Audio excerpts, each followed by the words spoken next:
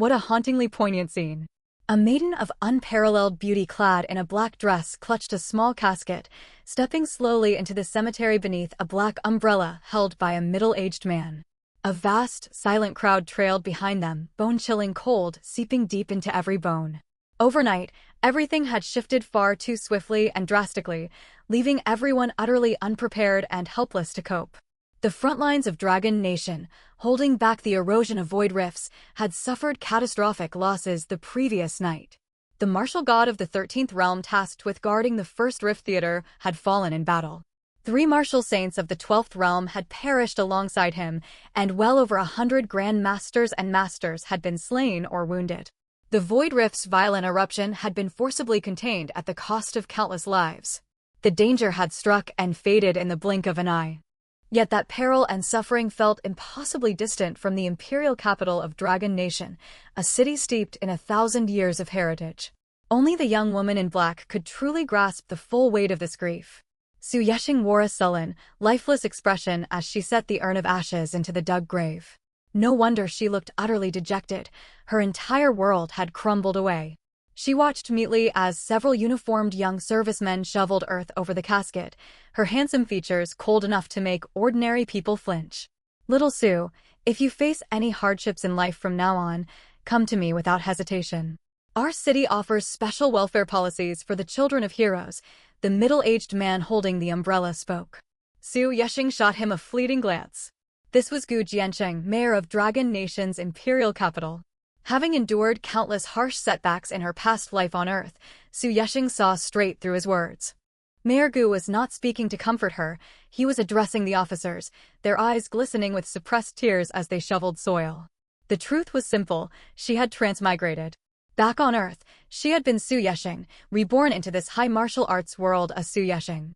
Originally a model young man named Xiao Chun and living in the 21st century, she had woken up trapped in the body of an 18-year-old girl, delicate yet poised.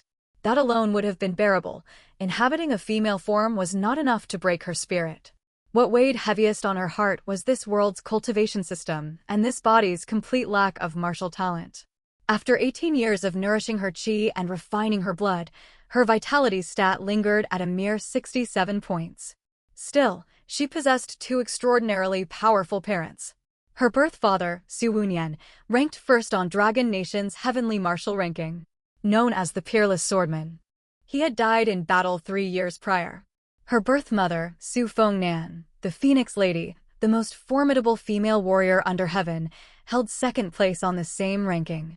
The casket they had just buried held her mother's ashes. She carried an icy temperament, possessed beauty unmatched among her peers, and wielded the prestige of 2 legendary parents, putting every other youth far beneath her. Yet fate had sealed her off from all cultivation talent.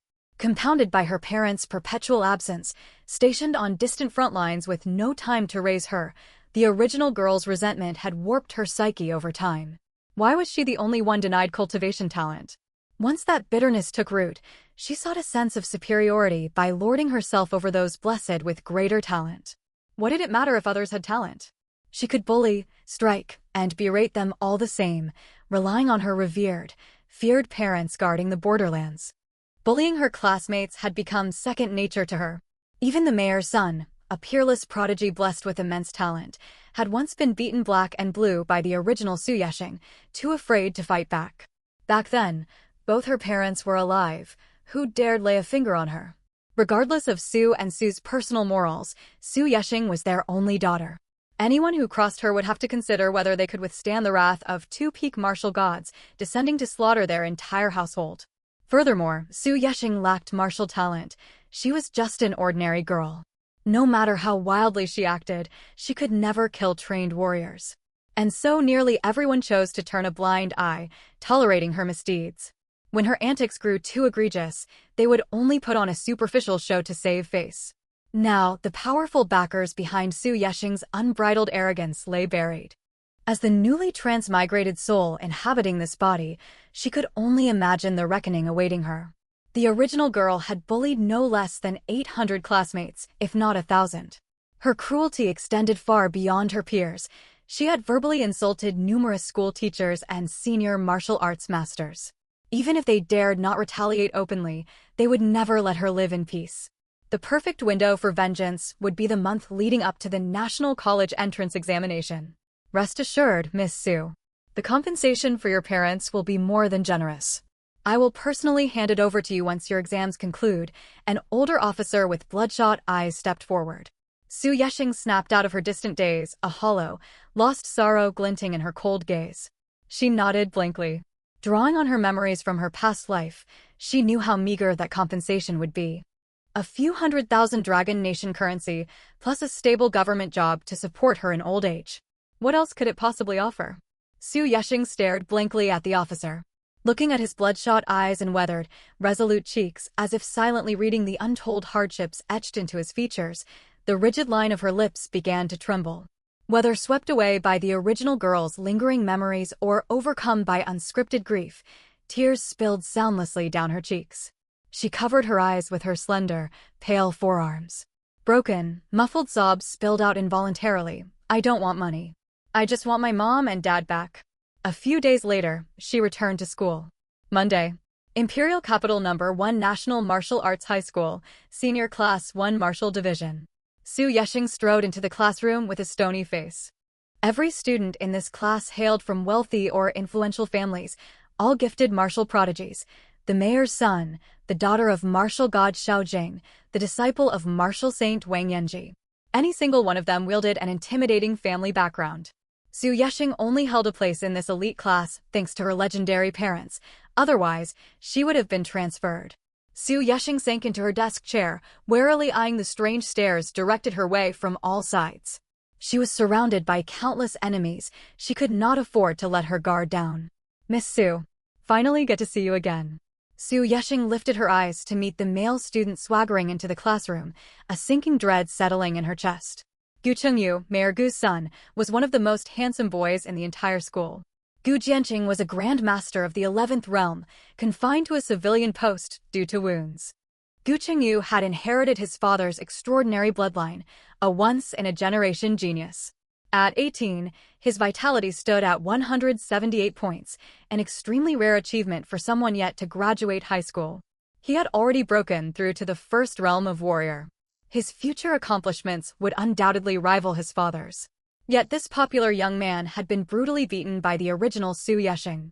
Just 1 month before her mother's death, the tables had turned, and Su Yeshing feared she would be the one left battered and bruised. Gu Chengyu stuffed his hands into his pockets. Sauntering up to her desk, he flashed a dazzling set of white teeth. My condolences for your loss. Huh? Thank you.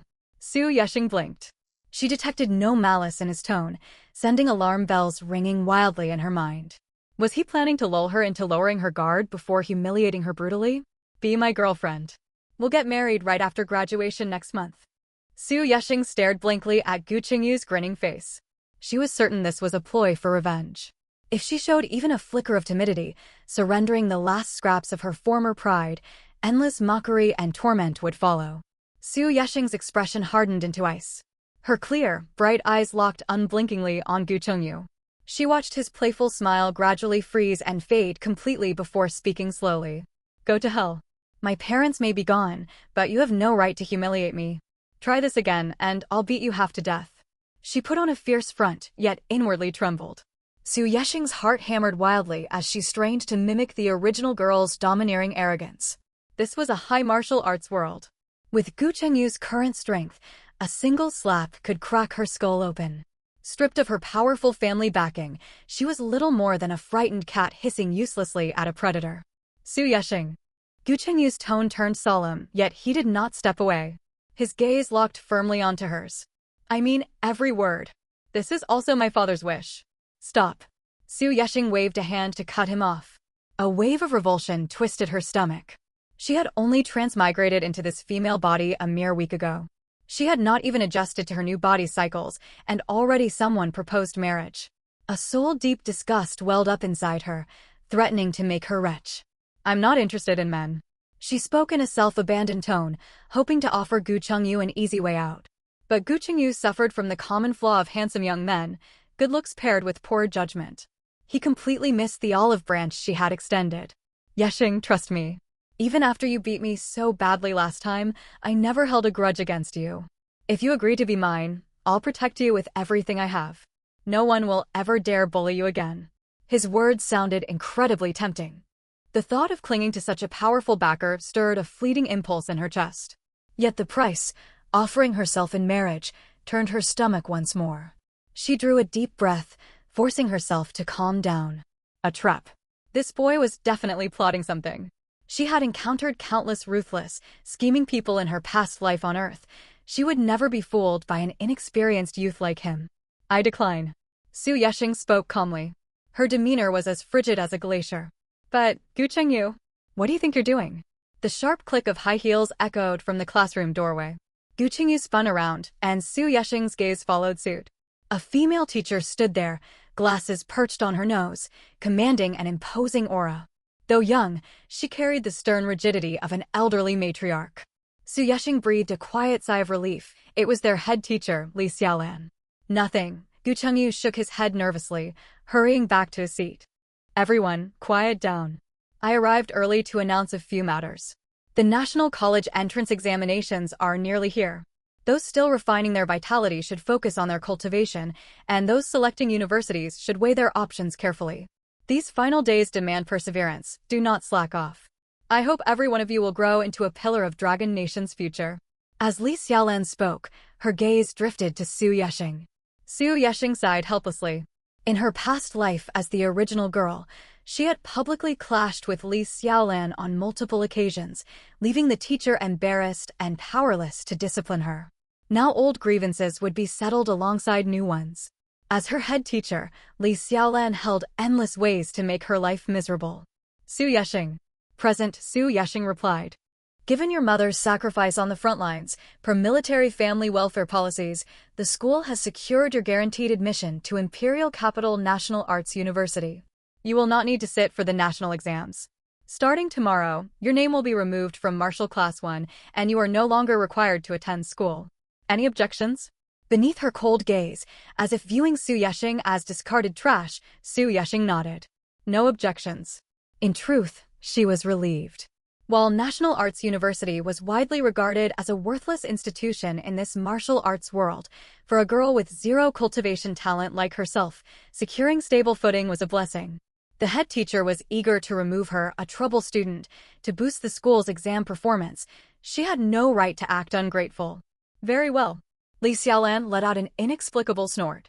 Watching Su Yeshing gather her belongings before speaking again, class, take note. The martial path demands more than innate talent. It requires years of steady accumulation. Perseverance will inevitably bear fruit. Do not follow the example of certain students who flout authority and act recklessly, relying solely on their family's power. Remember, the martial arts path is endlessly unpredictable. Li Xiaolan's eyes returned to Su Yeshing. Only those who stay true to their hearts can sustain enduring martial fortune. She was clearly scolding her directly. Su Yeshing shrugged, indifferent. Martial arts meant nothing to her. She had no capacity to cultivate anyway. Despite consuming countless rare heavenly treasures provided by her parents over 18 years, her vitality had only reached 67 points. She remained nothing more than a frail, ordinary young girl.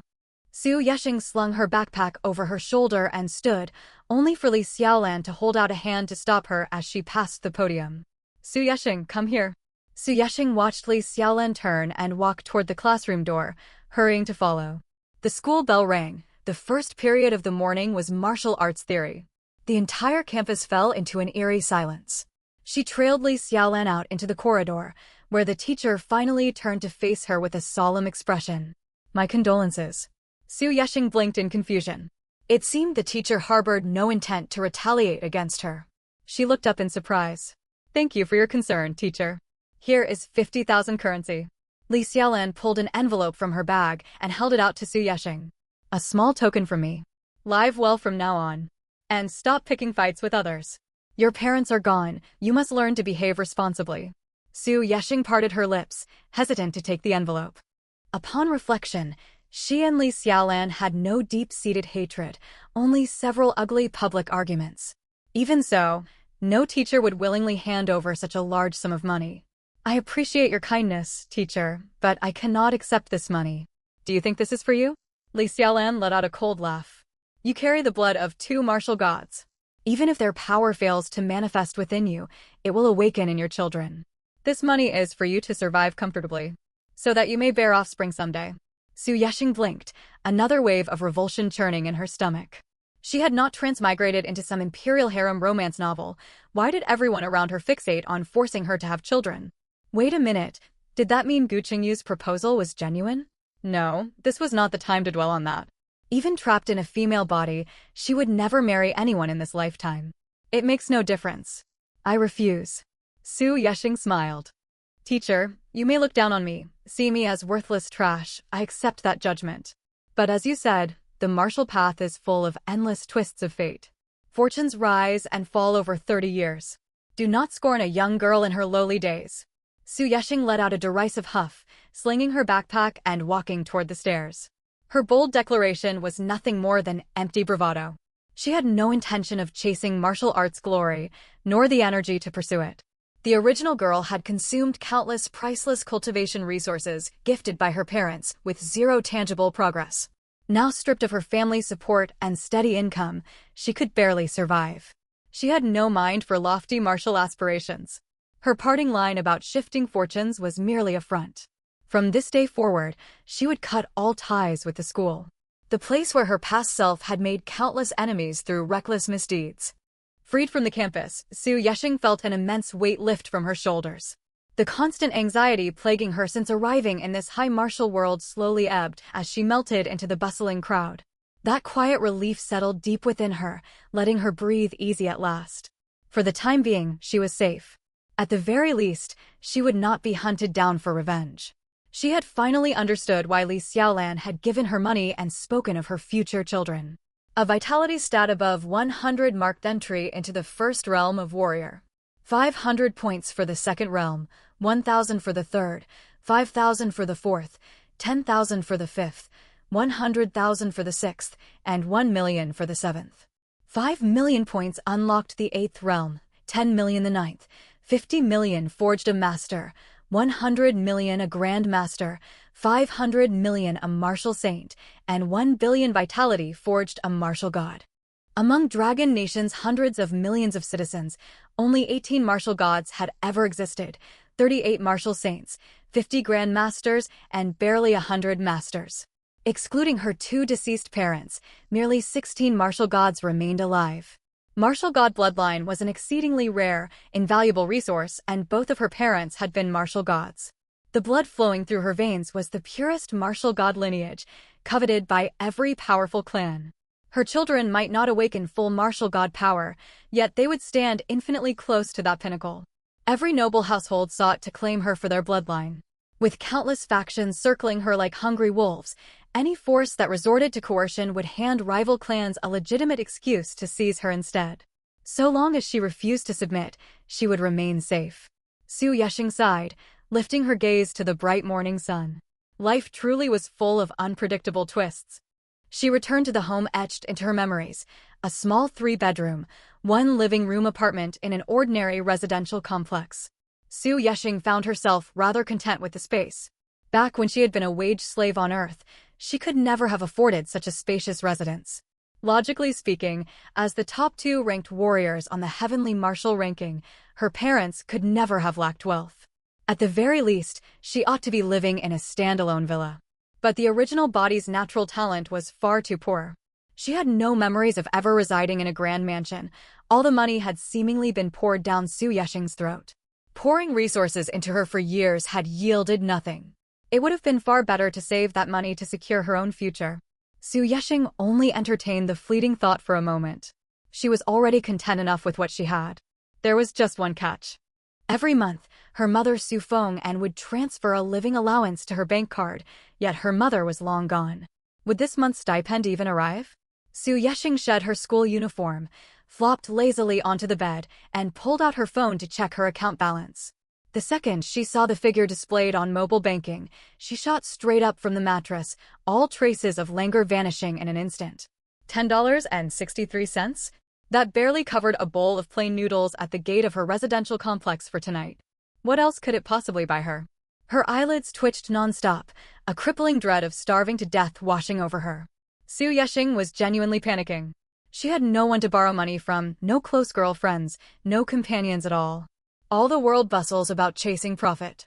The relatives who still lingered faintly in her memory, alongside her perpetually absent parents, were hardly worth reaching out to for help.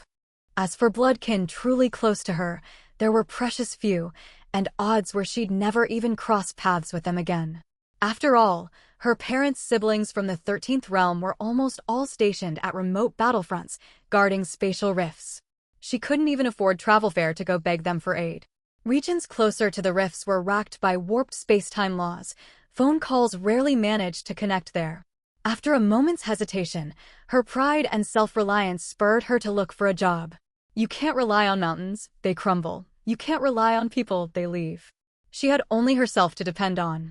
In her past life, she'd slaved away at countless menial jobs, part-time work through university, then kowtowing to superiors in office jobs after graduation. She'd done every manner of tedious, miscellaneous labor. She wouldn't claim mastery of everything, but she certainly had ample experience under her belt. After mulling it over, she settled on a plan: find a part-time job at a restaurant that provided free meals. No time to dawdle.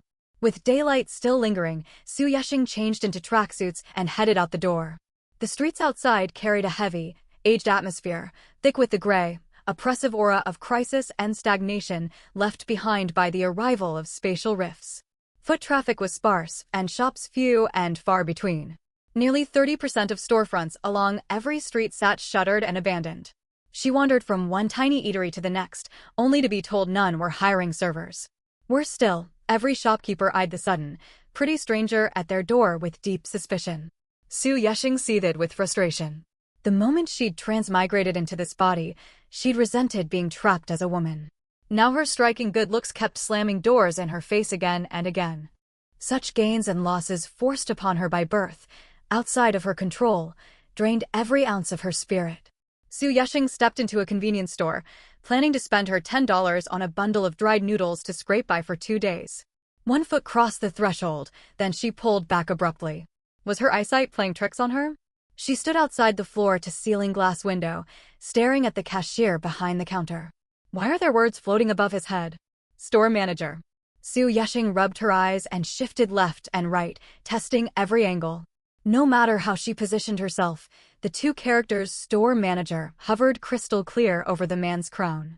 Did I awaken some kind of superpower? Yet this ability to see others' current job titles seemed utterly useless to her predicament.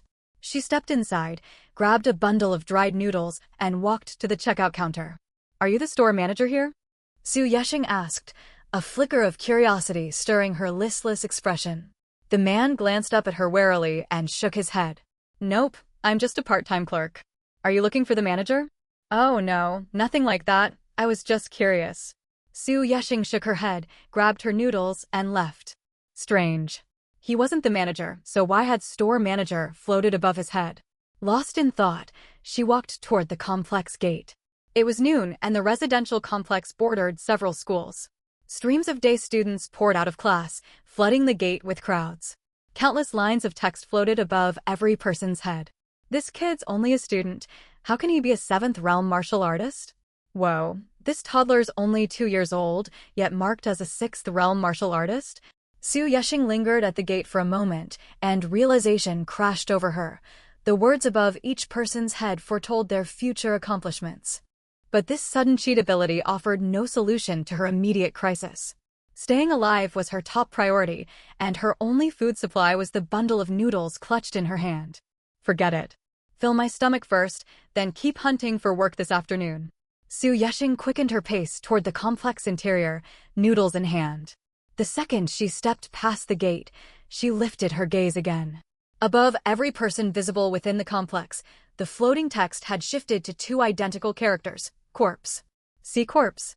The elderly woman leaning on a cane, the old men playing chess in the pavilion, a high school student fresh home from class beside them. Were all of them doomed to become corpses in the future? The dried noodles slipped from Su Yeshing's grasp and clattered to the ground. She stared numbly at the crowds shuffling past, rigid with terror at the unbroken tide of corpse labels hanging over every head. What's happening? She forced her stiff body to twist around, glancing back toward the gate outside the complex. A bizarre sight unfolded before her eyes.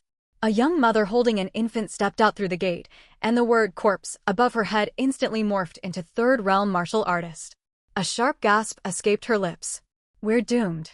A terrifying thought blazed through Su Yesheng's mind. A void rift was about to descend. She whirled around and screamed at the top of her lungs. Everyone evacuate the complex at once. Hurry, get out.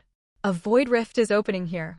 At her frantic shout, every nearby person turned to stare at her as if she'd lost her mind. Is this girl crazy? She's such a pretty face. How can she be out of her wits? Ever since martial artists emerged to stand against the void, no void rift has descended inland for hundreds of years. There's no way one's appearing here. Su Yesheng paid their jeers no mind. She resolved to save whoever she could, grabbing the recently returned high school student by the arm and yanking him toward the exit. The boy stumbled off balance, stunned. She ignored his shock, scooping up a little girl crouched on the lawn watching ants, then sprinted full tilt for the gate without a backward glance. She paid no heed to the toddler wailing in her arms, nor did she loosen her grip on the boy's arm to let him break free. The moment she was about to drag the two children past the gate, an oppressive, icy cold swept over the entire residential complex. Time slowed to a crawl. The foot she'd lifted to step outside the gate froze, impossible to move forward no matter how hard she strained. Meanwhile, in the heart of the imperial capital, an ancient, weathered courtyard house.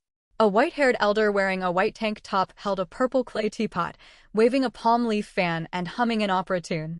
A uniformed soldier rushed in frantically. Martial God Xiao.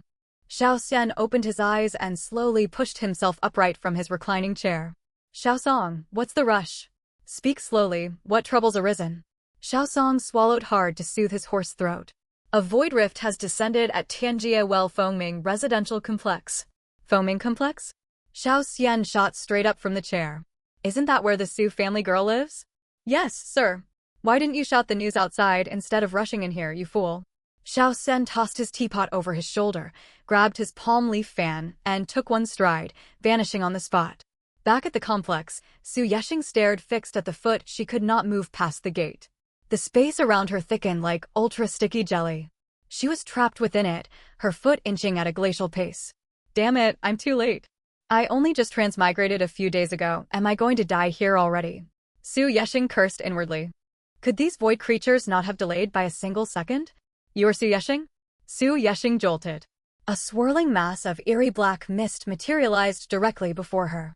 Two pinpricks of blood-red light glowed deep within the mist, resembling the eyes of a hellish fiend. She could not fathom why a void creature could speak human words, yet the bone-chilling dread radiating from the being sent tremors through her core. It seems you are indeed her. The entity gave her no chance to reply. Those twin red lights pierced through her, as if they could see every secret hidden within her. Die. Su Yesheng's mind flooded with a string of expletives. A hand-shaped tendril condensed from the black mist and lunged for her. This was it. She was going to die here today. Su Yesheng sank into utter despair. But the shadowy hand froze mid-strike. A crackling electric static hummed beside her ears, growing louder by the second, snaking around her like eels. Tiny sparks of electricity danced across her skin. A warm, genial voice sounded from behind her, out of sight. Why, if it isn't Venerable Knight? It's been many years. I've grown old and frail, yet you remain as imposing as ever. Su Yesheng watched the electric currents wrap fully around her body, feeling as if she'd been turned into a living lightning rod. So the martial god stationed in the Dragon Nation's imperial capital is you, Xiao Xian. The black mist-dubbed Venerable Knight let out a cold sneer. That would be me. The elder's cheerful voice drifted to Su Yesheng's ears. Venerable Knight, it's rare for you to grace us with your presence. I won't intrude on your business. Let me take my granddaughter and be off. The elder laid a hand lightly on Su Yesheng's shoulder, and the already viscous space congealed further, thick as wet cement. Xiao Xian, let us strike a bargain. Hand this girl over to me, and I shall spare every resident of this complex. The black mist drifted forward, stopping beside Su Yesheng. A suffocating, menacing aura washed over her, making her legs shake uncontrollably. She knew she'd transmigrated into a high martial world, yet she never imagined she'd come face to face with one of the Void's most powerful beings so soon. To converse casually on equal footing with a martial god spoke volumes of the mist's lofty standing among the Void creatures. But why would this entity fixate so heavily on her alone?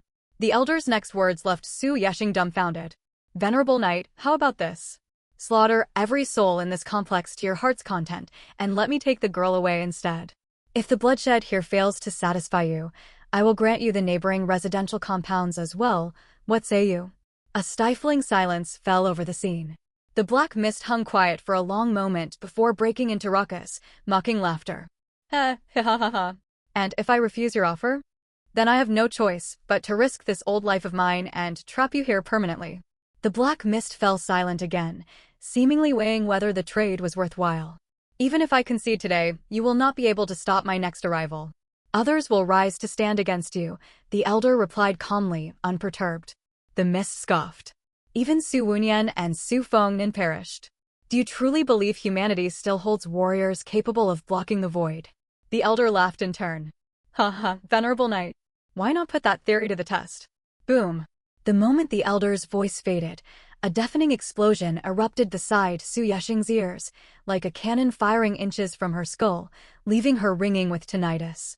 In the wake of the blast, all the electric currents flowing over her skin converged into a single pinpoint of light before her.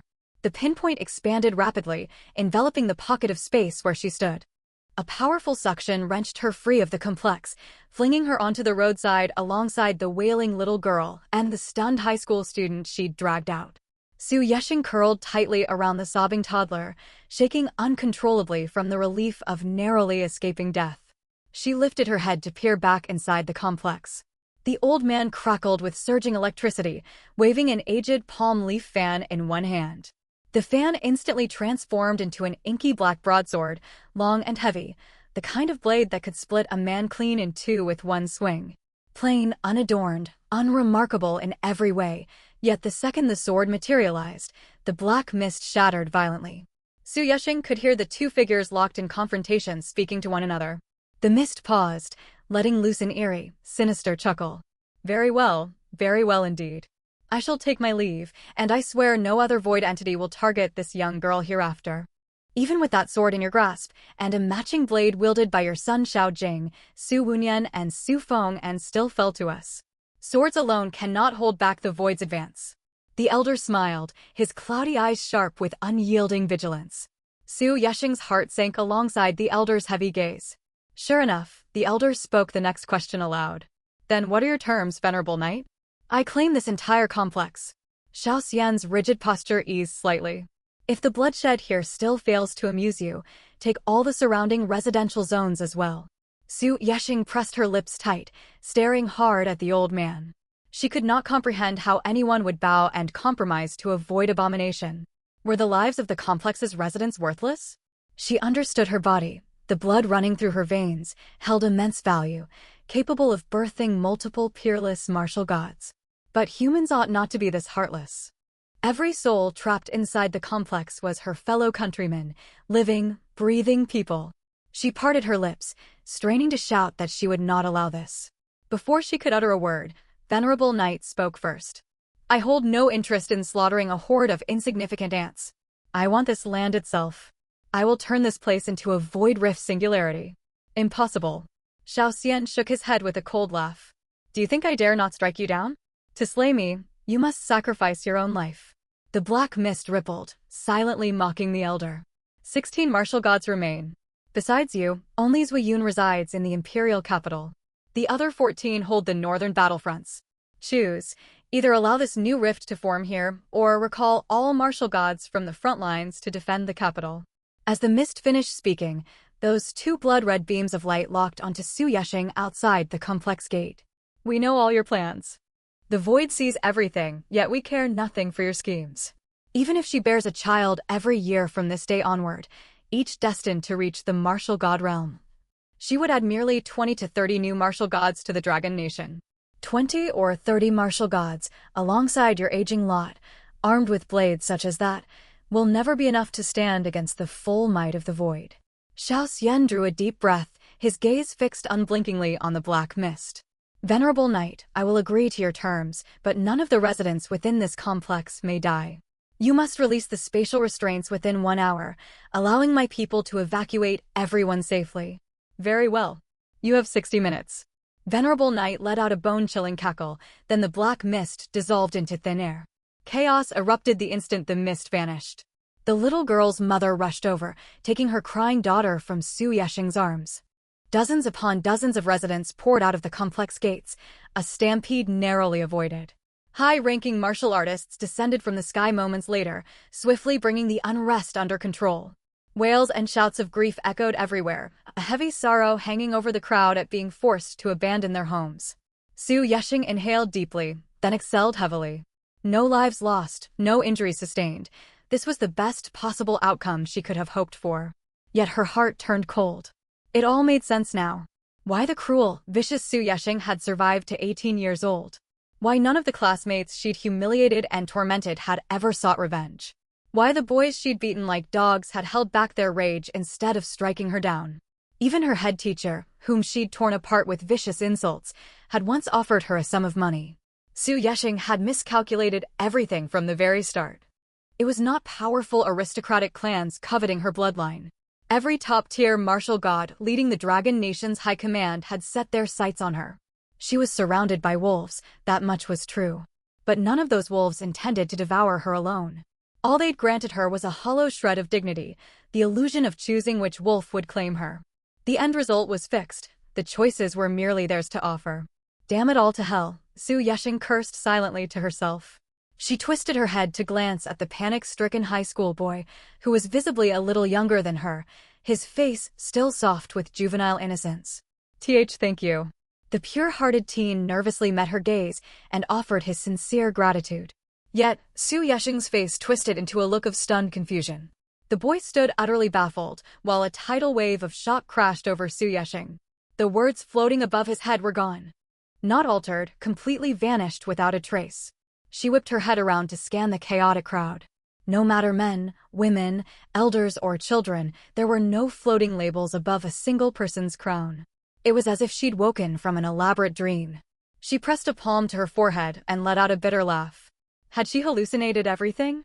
Could her god of war bloodline within her body sensed impending danger and thrown up a temporary warning for her? The thought had barely crossed her mind when a cold mechanical notification hummed in her ears. Emergency evasion protocol deactivated. Floating subtitles removed. Predetermined procedural sequence verified and cleared. Radiation index calibration complete. Spatial tunnel sealed. World origin deconstructed. Biological data acquisition finished. Digitization of biological information underway. Ding. Welcome to the Angel Investor System. A system? A flicker of light ignited in Su Yesheng's eyes. She was just about to inspect the system closely when an elderly man in a white tank top sauntered over. The black blade he'd wielded earlier had reverted into a palm leaf fan, which he waved lazily against his chest. Xiao Su, do you remember Grandpa Xiao? I held you when you were little. What an old-fashioned way to greet someone. But this man was a god of war. A single slap from him could reduce her to ash without a speck left behind. So Su Yesheng nodded obediently. Whether she recognized him or not, speaking sweetly was always the safer choice. Hello, Grandpa Xiao. Her voice came out soft, sweet, and sugary. The old man roared with laughter. He ruffled the top of her hair. Xiao Su, come with me for a trip. Xiao Xian held out a hand to grasp hers. To any onlooker, they would easily pass for a grandfather and granddaughter. Su Yesheng held back from stepping forward, and he made no move to drag her forcefully. Instead, he glanced back at her in puzzlement. You have nothing to fear. Your Grandpa Xiao means you no harm. It's not that, Grandpa Xiao. Su Yesheng shook her head and gestured toward the residential complex behind them. This place is going to turn into a void rift, isn't it? I need to go grab my belongings first. Xiao Xian hesitated for a moment before nodding. Very well. Still, he refused to let go of her hand, as if afraid she would vanish the second he released his grip. I'll escort you there. The moment the words left his mouth, a powerful yanking force surged up her arm and shot straight to her brain. Huh. The speed was blinding, the pull overwhelming.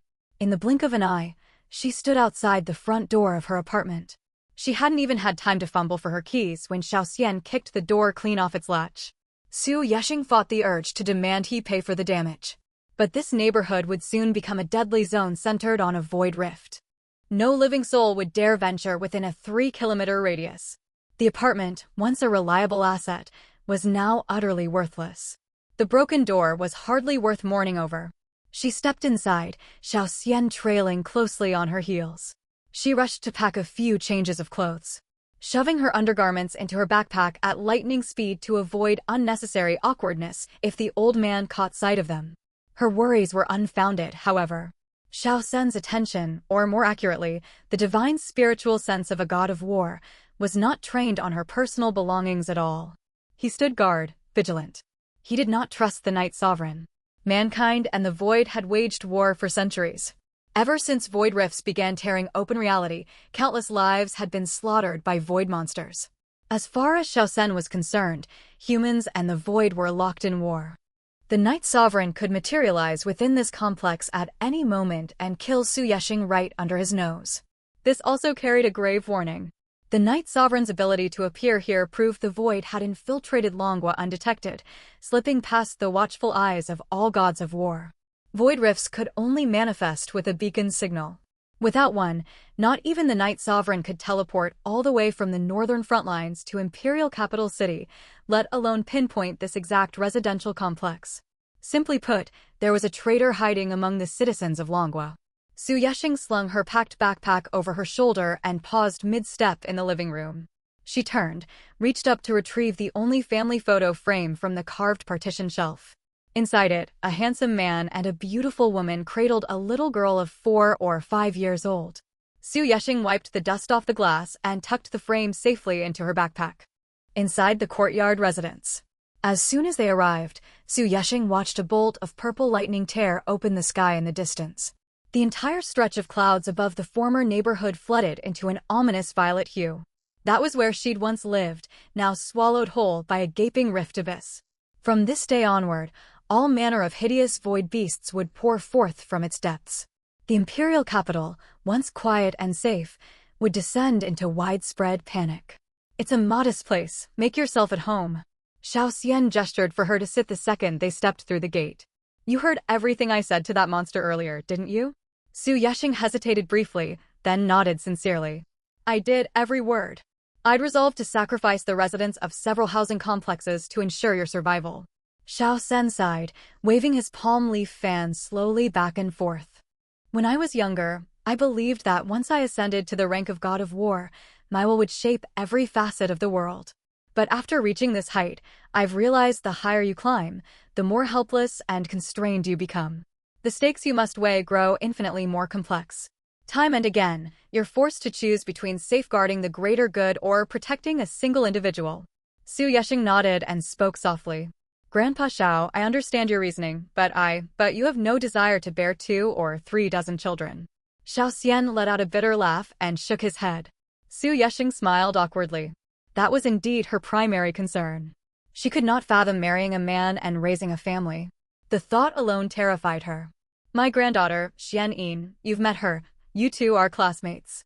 She would never agree to such a fate either. Even us elders cannot bring ourselves to ruthlessly force young women to become mere breeding stock. Not when the situation has not yet reached a catastrophic breaking point. A weight lifted from Su Yexing's chest, yet her unease lingered. She hesitated a moment before stating her stance plainly. Grandpa Xiao, you brought me here to discuss a marriage arrangement, didn't you? Sharp girl, you've seen right through it. Gu Jianqing claimed you could be airhead at times, but clearly he spoke nonsense. Xiao Xian admitted it without preamble. You may choose your own spouse, though your options are limited. There are roughly a dozen peerless young talents from each God of War clan, plus several prodigies who rose from humble origins. Pick whichever you like. Xiao Xian paused, then added an afterthought. Officially, taking multiple partners is forbidden, but if you're set on selecting 2 or 3, we could make an exception. Su Yexing's mouth twitched. That scenario sounded far too dissolute for comfort. Even if the old elders permitted it, she could not bring herself to imagine such a life. Grandpa Xiao, I'm willing to comply. I know how vital my bloodline is. May I delay choosing a partner for 1 year? Xiao Xian lifted his gaze, the fan in his hand stilling mid-wave. Why wait? I want to experience university life first. More than that, I wish to live freely for another full year. Her voice softened, eyes brimming with hopeful entreaty as she stared at the plain, kindly elderly man. If he refused, she would threaten to take her own life. She'd only just acquired the system. She had no wish to marry young. She craved a chance to forge her own path. Now that she possessed a system, why could she not become the strongest female god of war? Once her power stood unrivaled beneath heaven, who would dare force her into anything she rejected? Very well. After a moment's contemplation, Xiao Xian nodded. You will reside here with me starting today. I will arrange your suitor meetings once the year ends. No, I don't want to stay here. Su Yeshing shook her head firmly. I'm still young, I want to wander and see more of the world.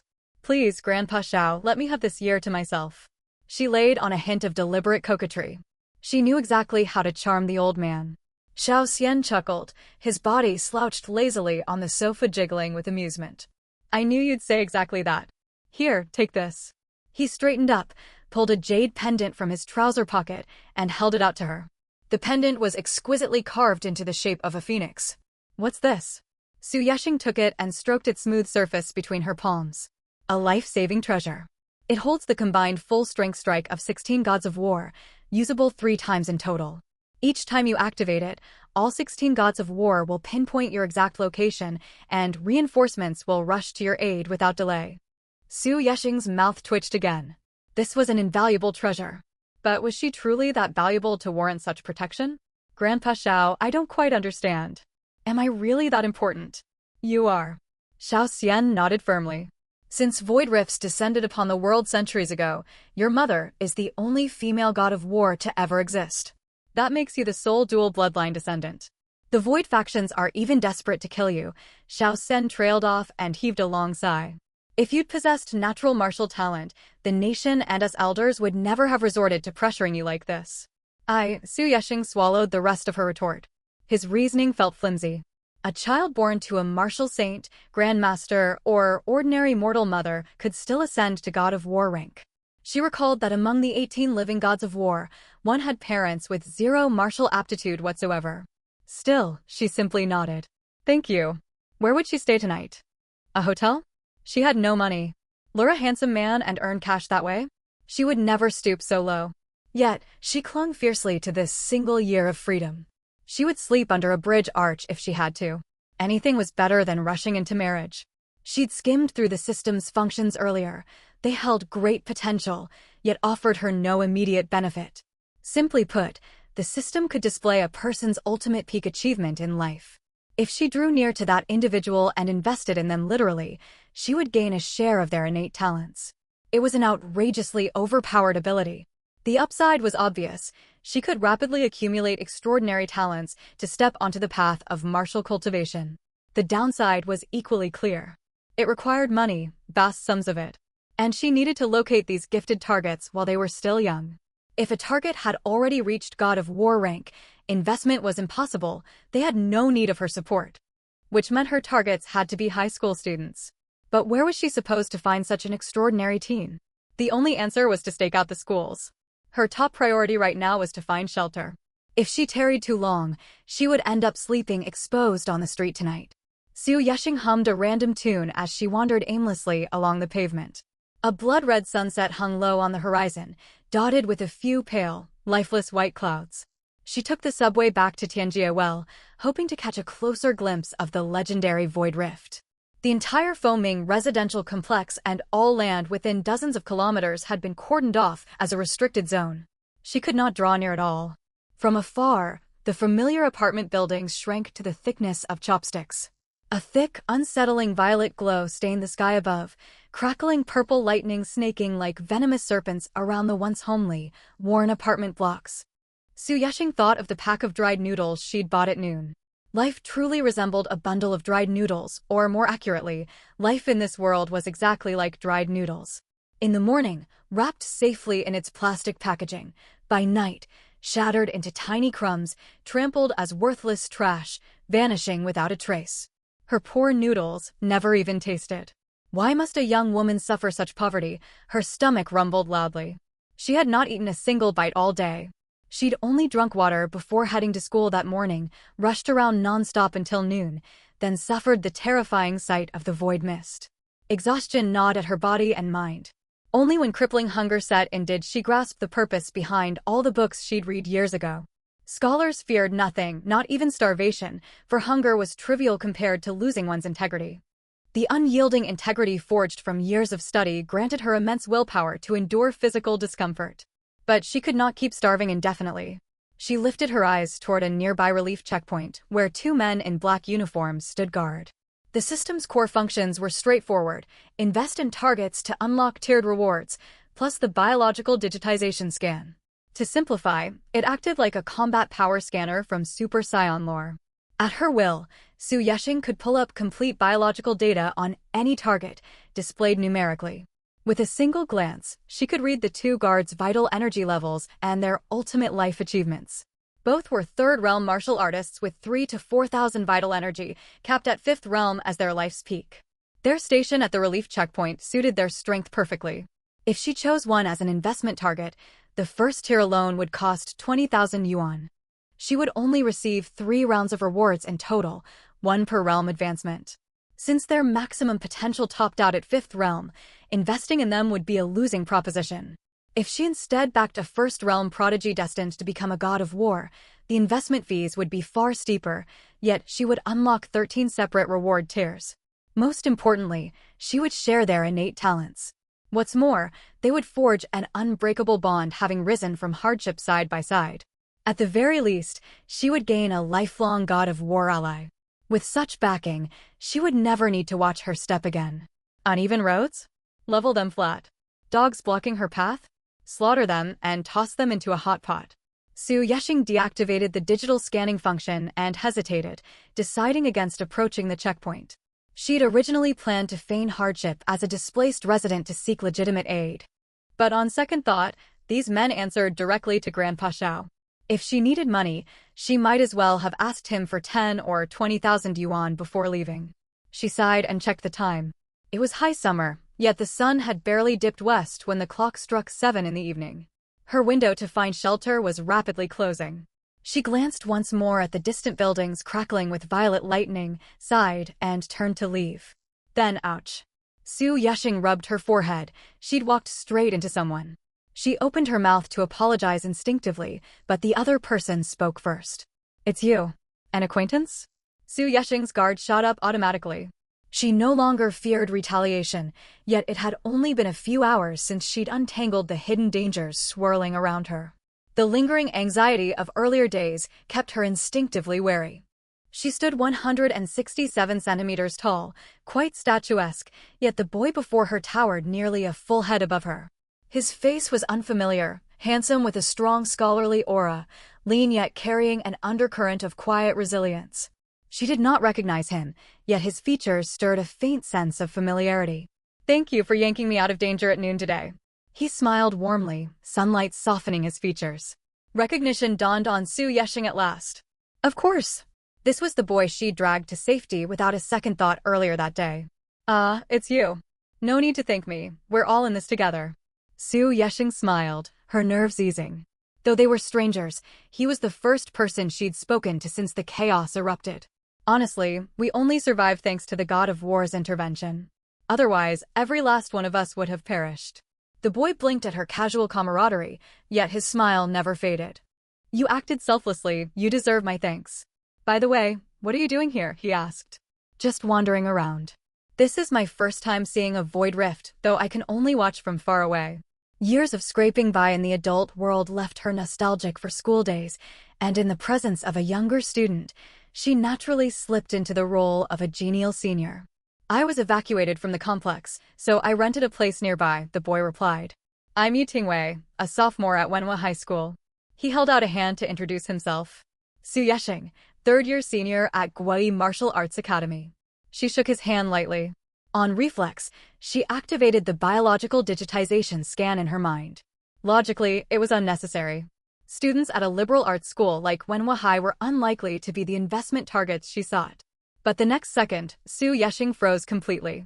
The moment she enabled the visual biological data scan, 3 gleaming golden characters blazed above Yi Dingwei's head. Realm 13. Su Yeshing's eyes widened in shock, fixed rigidly on those 3 characters. Could this person's ultimate pinnacle be a martial god? Current vitality, 79. He did not even qualify as a low-tier martial practitioner, just an utterly ordinary civilian with no cultivation foundation whatsoever. Are you kidding me? A thunderclap seemed to detonate inside Su Yeshing's head. Had the perfect investment target walked straight into her lap? Hey, you alright? Yi Tingwei furrowed his brows, smoothing out his taut lips. Huh? Oh, sorry, I zoned out. I know who you are, Brody, Yi Tingwei said, his tone gentle and amiable. He'd noticed the girl tended to drift off mid-conversation at noon, and she was spacing out again now. There was something oddly endearing about her dazed look. How could such a kind, sweet girl match the vicious rumors that she was arrogant, tyrannical, and picked fights with classmates over trivial slights? He smiled, his gaze filled with admiration. I heard Marshal Godjiao's speech earlier today as well. A top national senior high student who drew the attention of a martial god. You must be the daughter of those two fallen heroes. It's an honor to meet you. The honor's mine, Su Yeshing smiled back. It was not the starry-eyed grin of a smitten girl, but the ravenous glint of someone starved for months catching sight of a roasted chicken. System. How much capital do I need for the first investment phase? Su Yeshing's heart hammered wildly against her ribs. Investment target. Yi Tingwei. Phase 1 investment progress. 0/500. Reward upon completing Phase 1. Random Realm 13 talent. Can we add each other on WeChat? Once the college entrance exams wrap up in a few days, I'll treat senior sister to dinner. Yi Tingwei pulled his phone out of his pocket as he spoke. Absolutely. She'd stumbled upon the ideal investment target. She would never let this chance slip away. Su Yeshing instantly retrieved her phone and exchanged contacts with him. All right, I'd better head off now. I still have class to attend. Yi Tingwei waved his phone lightly as he turned to leave. Su Yeshing nodded and waved him goodbye. She watched the high schooler walk away into the distance, and her mouth watered uncontrollably. What a pity. Circumstances are stacked against me. I wish I hadn't put on that "don't bully a poor young girl" act back then. She didn't have a single coin to her name right now. She couldn't make the investment even if she wanted to. Maybe I can ask Grandpa Xiao to reach out to my maternal grandfather or my 2 maternal uncles. See if they can lend me some money? Su Yeshing trundled forward slowly, lost in thought. It would never work. If she went to Grandpa Xiao, he would hand her the cash the second she opened her mouth, without bothering to contact those blood relatives she barely remembered. Money from martial gods like Xiao Xian felt far too tainted, as if she were selling herself for bills. Su Yeshing sighed, tearing her gaze away from the distance and pressing onward. She needed to find a job nearby. Tian Street well sat in the most bustling district of the Longhua imperial capital, surrounded by dozens of prestigious high schools and universities. The National Liberal Arts University she'd secured a guaranteed admission to was just around the corner. If she landed a local job, she could hold it long-term. As she walked, she pulled up the system interface in her mind. The system imposed a strict limit on investment targets. Beyond unrestricted use of its auxiliary functions, she could only bind one target at a time. Once the investment was confirmed, the target could never be swapped. She wanted to invest in this young man. His talent was extraordinary, and he carried himself with genuine humility. Exactly the kind of person she, with her lifetime of hindsight, wanted to back. Just listen to him, calling me senior sister without a trace of condescension. Any other wealthy scion would have acted completely differently. Su Yeshing hummed a soft tune and wandered toward the public notice board not far away. Massage therapist, 11,000 monthly salary? The industry was far too sketchy. She brushed the flyer aside without a second thought. Loading laborer, 3,000 base pay plus commission? Too bad they only hired men. If not, the free room and board would have had her signing up immediately. Stuck being a woman, huh? Wait a minute. Rift Bar grand opening. 2,000 monthly salary plus commission, housing provided. Bartender, female applicants only, ages 18 to 26, exceptional looks and temperament required. A sharp intake of breath escaped Su Yeshing. She blinked, a vivid memory surfacing of the ruthless tactics employed by the so-called capitalists from her past life. She'd majored in sociology in her previous world, all too familiar with the ploys of local power brokers. Whenever floods or natural disasters struck, they seized land and exploited laborers without mercy. A void rift had materialized in broad daylight that noon, and by afternoon, this rift bar was already open for business. These people had razor-sharp instincts, lightning-fast execution, and boundless influence. She hesitated, but only for a split second. She could crash under a bridge tonight, but what about tomorrow? The day after? She needed food to survive. Unlike martial gods who could subsist without eating or drinking, she was still mortal. I'll go check it out. It's just a bartender position, and the pay's pretty low, must be legitimate work. After a moment of internal debate, she tore the flyer free and set off for the bar. It was farther than she expected. She walked for over an hour before reaching the entrance. Not a single official checkpoint or evacuation station blocked her path along the way. The front doors were massive and the interior spacious, yet dim neon lighting was nowhere to be seen. It was nothing like the chaotic discos she recalled, more akin to the cozy saloons from Western cowboy films, a quiet lounge much like the speakeasies she'd visited in her past life. Relief washed over Su Yeshing the moment she stepped inside. This job ought to be harmless.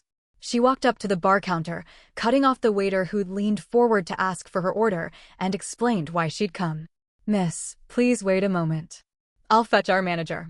Su Yeshing nodded and took a seat at the bar, glancing around curiously. This bar was newly opened, yet all its furnishings were worn and second-hand. It felt as though they'd simply hung a new sign to ride the hype of the Void Rift. Still, the establishment fell under the jurisdiction of Foming Residential Compound, only a dozen kilometers from the Void Rift. Theoretically, this was a hazardous restricted zone. Would anyone really travel out here just to drink? Su Yeshing mulled this over as a middle-aged man slowly stepped before her. "You're here to apply for the bartender job?" "MHM." Su Yeshing snapped out of her thoughts and met his gaze. A name tag hung from his chest, Manager Li Jianhua. "You're very beautiful. You meet all our requirements. Can you start work today? We have spare uniforms ready in the staff changing room." As he spoke, Li Jianhua pulled an information form out of a drawer and slid it across the counter. "Sure." Su Yeshing picked up a pen and began filling it out. "Manager, I have an awkward favor to ask." Su Yeshing kept writing, forcing herself to speak up. "You want an advance on your salary?" Li Jianhua's instincts were razor-sharp. He narrowed his eyes and guessed her request instantly. Su Yeshing smiled awkwardly and nodded. Before she could explain, Li Jianhua cut her off. "I take it you're a resident of Foming Compound? Your home was destroyed, and the government compensation housing hasn't been allocated yet." Li Jianhua's gaze dropped to her empty stomach, and he sighed softly. "You're starving, aren't you?" "I am." Su Yeshing nodded, her cheeks flushing bright red. "I don't need much, just a few hundred yuan, enough to feed me for a full month." "That's fine, but you have to promise to work here for at least 1 month before quitting." Su Yeshing blinked and nodded repeatedly like a pecking chick, overwhelmed with gratitude. She would absolutely not leave early. "Very well, I'll advance you 500 yuan. Li Jianhua took the completed form and pulled his wallet from his pocket. Watching him count out 500 yuan between his fingers, Su Yeshing's face split into a wide, elated grin. Just as Li Jianhua reached out to hand her the cash, a sharp voice echoed from the doorway, growing louder by the second. "Hold on. I won't allow this." Su Yeshing froze and instinctively turned toward the sound. A teenage boy stepped into the bar, roughly the same age as her, but his features were obscured by the backlight. Who did he think he was to veto this? Su Yeshing's brows knitted tight. Was another young man here to steal her only shot at a job? The boy stalked closer, a cold sneer tugging at his lips, contempt etched across his features. One hand slung casually in his pocket, radiating unbridled arrogance. Su Yeshing ground her teeth in rage. She'd seen this insolent, condescending look countless times before, yet never had anyone stirred such an overwhelming urge to lash out as this boy did today. Why stop her? What do you mean why? Xiao Xian slouched in his rattan rocking chair, rubbing his back against the frame to scratch an itch.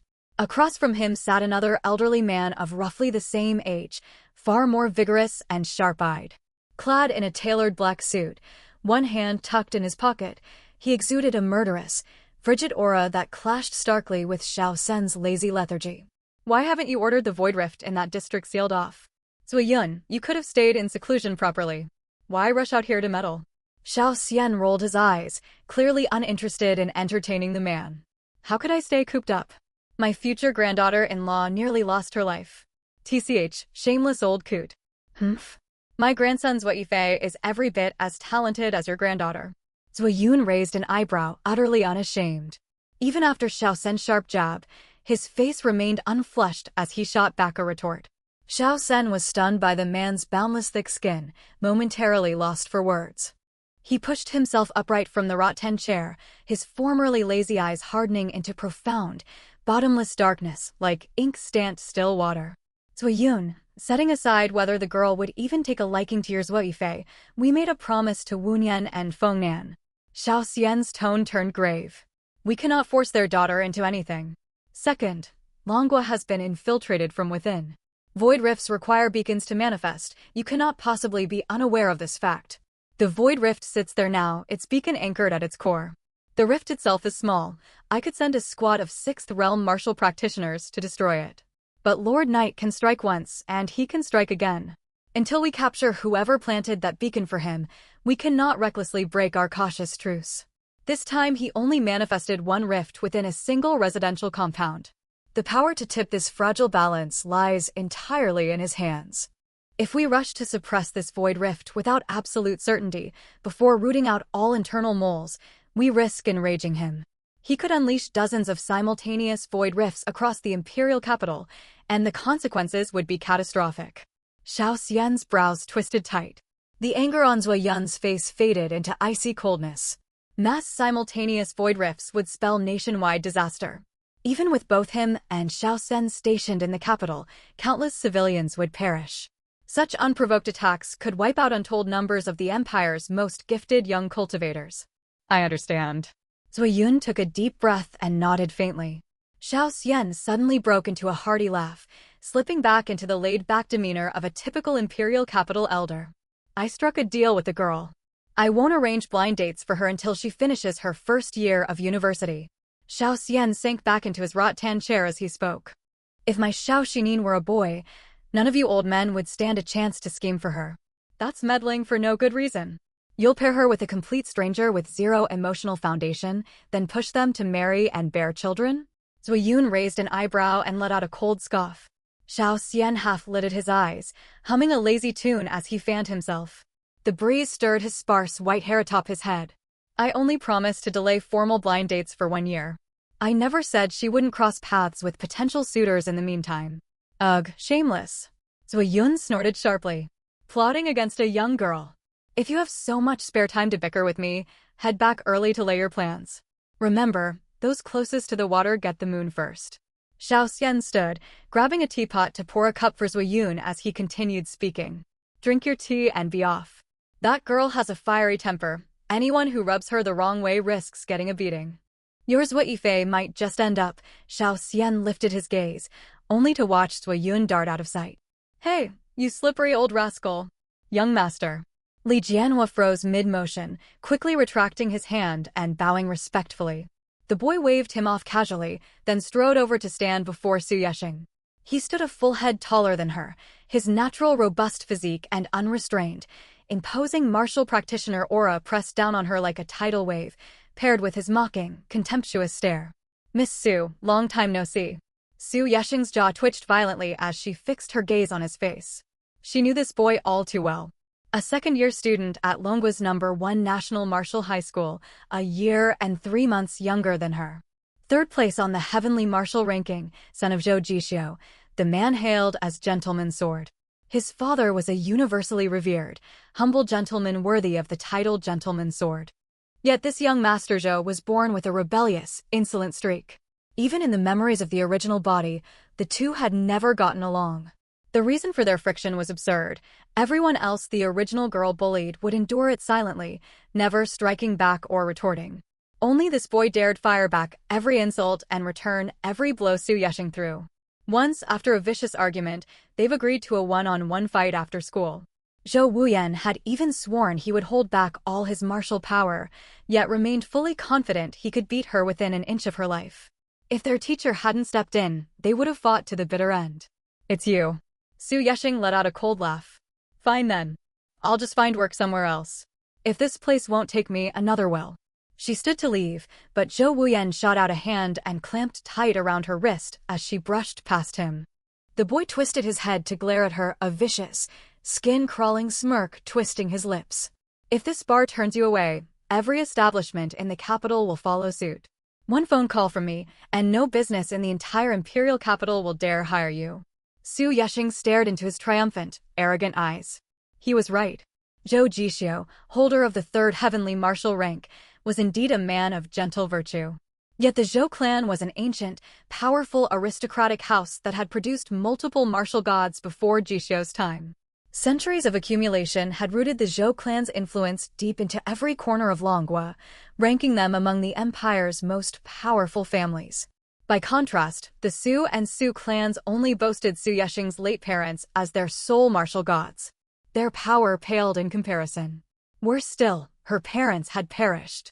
No one would risk crossing a clan with a living martial god just to shelter an orphan girl like her. I'll starve then. Su Yexing twisted her wrist, yanking it free from his grip. You'd rather run to that old fool Xiaoxian, beg him to set you up on blind dates and hand you a sack of money, wouldn't you? Disgust and revulsion oozed from every line of Zhou Wuyan's face. Eager to get married off already? Or can't hold back your base cravings for a man's touch? Su Yexing, let me make this clear. I detest people like you above all else. What kind of person am I? Don't act clueless. If you dare go to that old man for help, I'd sooner kill you. I won't let National Number 1 Marshal Hai be stained by your shame. You bastard, Su Yexing laughed out of sheer rage. All she'd wanted was an honest, steady job, yet he'd cornered her into begging aid from a martial god. Now he turned around to lecture her? The hypocrisy was unbearable. All right. Young Master Zhou is the pure, innocent White Lotus, and I'm nothing but worthless mud beneath your feet. Su Yexing shrugged, utterly indifferent. TCH. A shrewish woman with no sense, good for nothing but petty verbal sparring. Zhou Wuyan snorted and lunged forward to grab her again. This time he seized the back of her collar, yanking her back onto the bar stool she'd vacated. You won't let me leave, and you won't let me work here either. What exactly do you want from me? Su Yexing's temper frayed thin.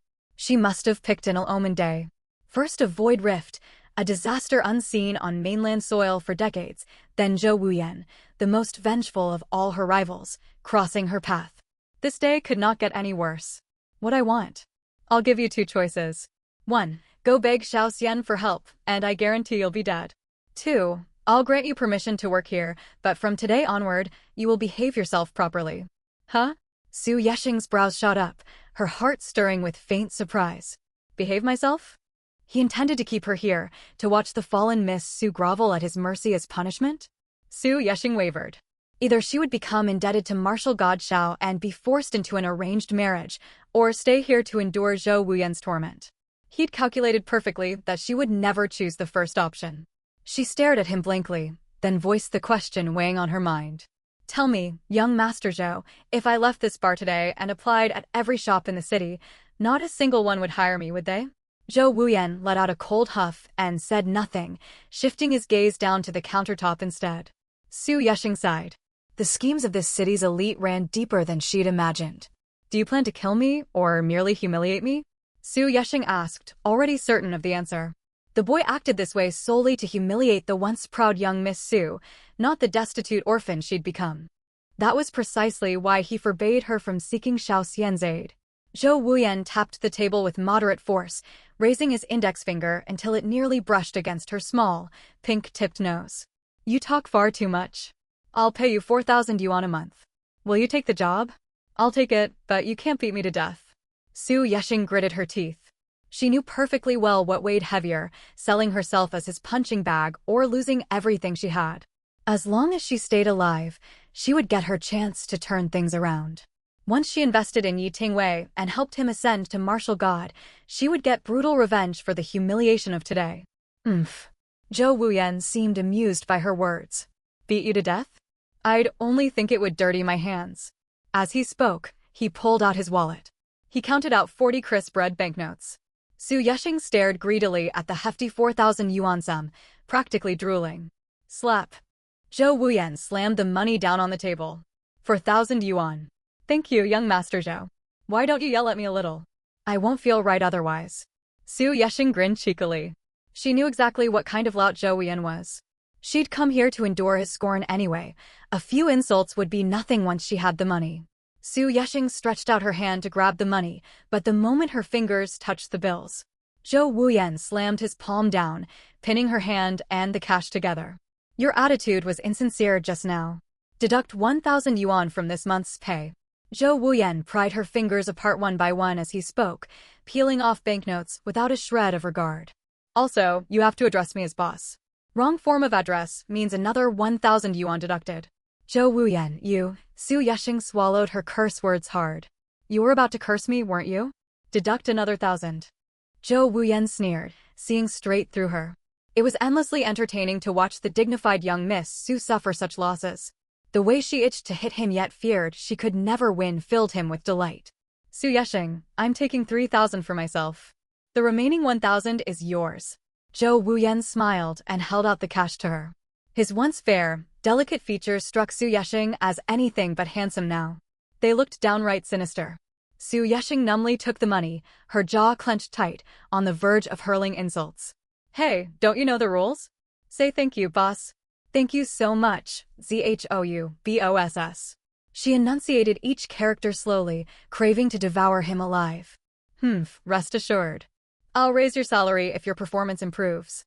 Zhou Wuyan waved a hand. Go pour me juice. When she lingered motionless, her face brimming with defiance, he let out another cold laugh. Hey, you disagree with me taking 3,000 of your wages? I wouldn't dare. I agree wholeheartedly. Su Yesheng took a deep breath. She stood up from the chair and stepped toward the counter. The second her foot moved forward, her face drained of all color, her fists clenched so tight her knuckles whitened. Congratulations, host. You have completed your first investment and successfully bound your investment target. Congratulations, host. You have completed your first investment and successfully bound your investment target. Current investment phase 1, 3,000/3,000. Bound investment target, Zhou Wuyan. Static. Unable to detect target biological data. Restarting detection protocol 0307. Loading biological data. Load complete. 13 Realm Martial God Pseudo. Current vitality value, 378. Reward acquired, 13 Realm Sword Cultivator Martial God Talent Pseudo. Assist your target in breaking through to the second realm to unlock investment phase 2. Su Yesheng's small fists creaked as she squeezed them, her body trembling uncontrollably. Damn this system. My first investment chance. This idiot Zhou Wuyan hijacked it out of nowhere. Her temple twitched, her lips growing paler. Her one and only shot at turning her fate around, her sole investment target, had been bound to Zhou Wuyan of all people. The sense of helplessness was like watching a deranged classmate tear up her college entrance exam answer sheet. Her flawless plan had been utterly ruined by this loathsome young man. Worst of all, he had no need for her investment. He was the young master of the Zhou clan. Why would he care about her pocket change? Phase 1's 3,000 yuan investment had finished for no reason. How much would Phase 2 demand? 10,000? 20,000? Would young Master Zhou ever lack such petty sums? Yi Tingwei would have been far better. If she gave Yi Tingwei 20,000, he would treat her like his own elder sister. If she handed that money to Zhou Wuyan, he'd think she'd lost her mind and was trying to humiliate him. And what did the word pseudo even mean? A 13-realm expert was either a true 13-realm expert or not. What was this modifier supposed to signify? Could there even be a fake 13-realm martial god? Rage made her frame shake faintly, her thin shadow wavering under the dim lighting. Zhou Wuyan, watching her, furrowed his brows. He slowly lifted a foot and glanced down, spotting a dark stain on her pants. He froze, pulling his foot back and darting his gaze away, a faint pink flush creeping across his youthful cheeks. But the next second, he abruptly shrugged off his jacket, strode over to her in 3 quick steps, wrapped the coat around her waist, and tied a knot. He yanked her slender waist as if they shared a blood feud. What are you doing? Su Yesheng was annoyed and startled by his sudden movement, instinctively shoving at him. You're having your monthly cycle. Zhou Wuyan's gaze was sharp as blades. Huh? Su Yesheng's hands pressed against Zhou Wuyan's chest, devoid of any strength to push him away. His words echoed in her head, then crashed over her like a bucket of ice water, leaving her even more helpless. Su Yesheng shuffled awkwardly out of the restroom. She'd changed into a pair of jeans she kept in her backpack. She'd thrown the sweatpants away, there was no way she could wear them after the stain. Shame coiled thick in her heart. How can you forget something this important and make your boss run out to buy supplies for you? Zhou Wuyan sat atop the bar counter sipping orange juice. When he saw her emerge, the line of his lips curved upward in mocking amusement. Su Yesheng's eyes darted to Li Jianhua behind the bar, who wore a blank expression as if he'd heard nothing. She could only glare furiously at Zhou Wuyan and speak one word at a time. Thank you very much, Boss Zhou. You're welcome. Zhou Wuyan shrugged. There's a room next to the staff lounge with a private restroom. You'll live there from now on. Old Lee is rarely around, and Xiaobai quit already. You'll be solely responsible for the bar's basic daily operations. Su Yeshing nodded slightly. The bar never had customers anyway. She could handle it alone. She tugged off her hair tie, tidied her hair, and tied a simple ponytail. Zhou Wuyan stood up, a cryptic smile tugging at his mouth. Don't even think about going to find old-timers like Xiaoxian. That generation of martial gods achieved their status hundreds of years ago. They're cunning beyond measure. Back in their era, they fought to fend off the first Void Rift incursions, resorting to cruel tactics. Human lives were nothing but numbers to them, and every genius was merely a disposable pawn. Su Yeshing fell silent for a moment, then nodded solemnly. Zhou Wuyan fixed her with one last glance before turning and walking out of the bar. She'd already suspected as much. There were precious few new generation martial gods, while countless old ones had perished. When Void Rifts first descended upon the world, humanity suffered centuries of unending darkness. Even with martial artists among them, mankind retreated steadily. Teetering on the brink of extinction, humanity only birthed martial gods after sacrificing countless low and mid-tier martial artists. Warriors of unmatched power, those ancient martial gods had no time for families. They were too busy battling void abominations and fighting to survive. She remembered Xiao Xinin telling her that her grandfather Xiao Xian only became a martial god at 84, and didn't father Xiao Jing until he was over 630 years old. Martial gods possessed immense vitality, their lifespans stretching for thousands of years. Su Yeshing guessed many of them had once had families that perished amid that chaotic era. It was only after most void rifts were sealed and the world stabilized that they remarried. Peace softened the path for the next generation of martial gods like Xiao Jing. Only a handful of massive void rifts remained unsealed in the northern lands, stripping them of the brutal hardships their predecessors endured. Cultivation methods were standardized, and spiritual resources grew abundant. Newer martial gods reached their peak far younger. Xiao Jing had become a martial god in his 60s, Zhou Jixiu at 52. Su Yeshing's own parents were outright anomalies. Her mother attained the rank at 28, her father at 29. She thoroughly disliked Zhou Wuyan, yet she agreed with his words. To the elder generation of martial gods, human lives were merely statistics. Miss Su, the bar's all yours. We only serve one type of wine here, 800 yuan a glass, don't mix it up. Li Jianhua stepped out, ready to clock off. All right. Su Yeshing nodded, glancing at the wine cabinet behind the bar. Sure enough, there was only one bottle of wine on display. Once everyone left, Su Yeshing slouched behind the counter and yawned. She twisted around and used the glass countertop as a makeshift mirror. Her reflection was blurry, her lips pale, her face drained of all color. She hadn't eaten a single thing all day, her stomach growling loudly. She hesitated. There were no customers in sight. She could sneak off work to grab a meal and stock up on instant food for later. Su Yeshing woke not naturally, but to the thunderous rumble of construction vehicles passing by.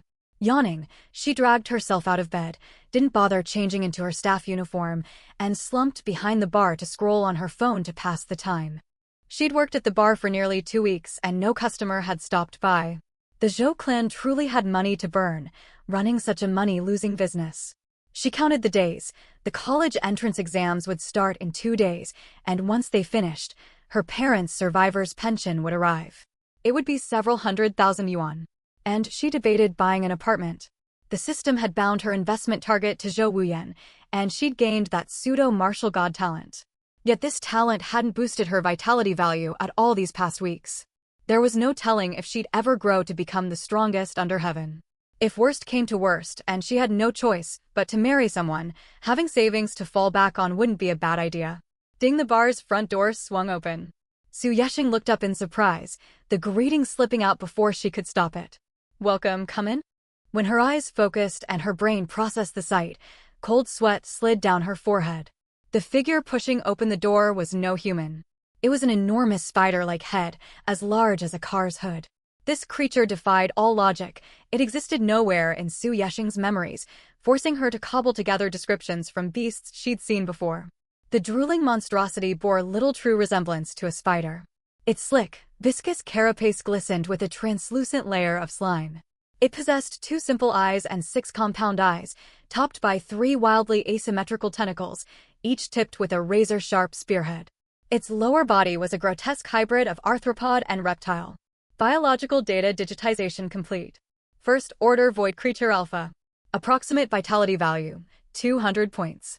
Carapace defense, equivalent to 2 mm homogeneous armor steel. Hiss. Su Yesheng gasped sharply. It was not a high-tier monster, yet its vitality far outmatched hers, which still lingered at 67, the average level of an ordinary teenage girl. A single blow from this beast would leave her screaming in agony before she died instantly. As Su Yesheng despaired, scrambling to think of a way to survive, the monster struck. All 3 tentacles atop its head shot forward in unison, faster than flying arrows. The air crackling as the appendages sliced through it, Su Yesheng had no time to react, dropping to her knees on instinct and hiding behind the bar cabinet. 3 dull crashes echoed alongside the shattering of glass, countless shards pelting her hands as she shielded her head. Glass sliced open her palms, burning stabs of pain flaring across her skin, but adrenaline surged through her veins, robbing her of the capacity to tend her wounds. Worse was yet to come. Having missed its mark, the 3 tentacles slashed downward violently. Su Yesheng's pupils shrank to pinpricks and she rolled sideways just in time. The monster's strength was devastating. 200 vitality points granted it enough power to demolish the bar's delicate furnishings. The elegantly patterned floor split open instantly, a small crater punched into the tiles.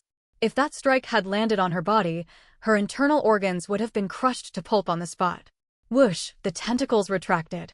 Her mind whirled, fixated solely on survival. Gasping for breath, Su Yesheng peeked half her head out from behind the bar. The creature's frame was not oversized enough to block the doorway entirely, yet it had fully stepped inside. She watched the 2 nostril-like slits on its head flare rapidly. Could it track prey by scent? Was smell its primary targeting sense? Su Yesheng swallowed hard, watching its previously writhing tentacles freeze, coiling to strike again. Was it going to attack once more? A set of kitchen knives rested on the bar counter. The bar only sold 1 vintage wine, but stocked a wide array of fruit juices. Over the past 2 weeks, Li Jianhua had occasionally dropped off fresh fruit. On slow days, Su Yesheng would sneak a few pieces. They'd only rot otherwise, so she might as well eat them. These knives were what she used to slice fruit when bored. Should she try to fight back? Su Yesheng ducked back down. The monster moved silently like a predatory beast, every shift of its body radiating lethal aggression. She quietly stretched a hand across the counter to fumble around, her fingers soon closing around a knife handle. Luck favored her.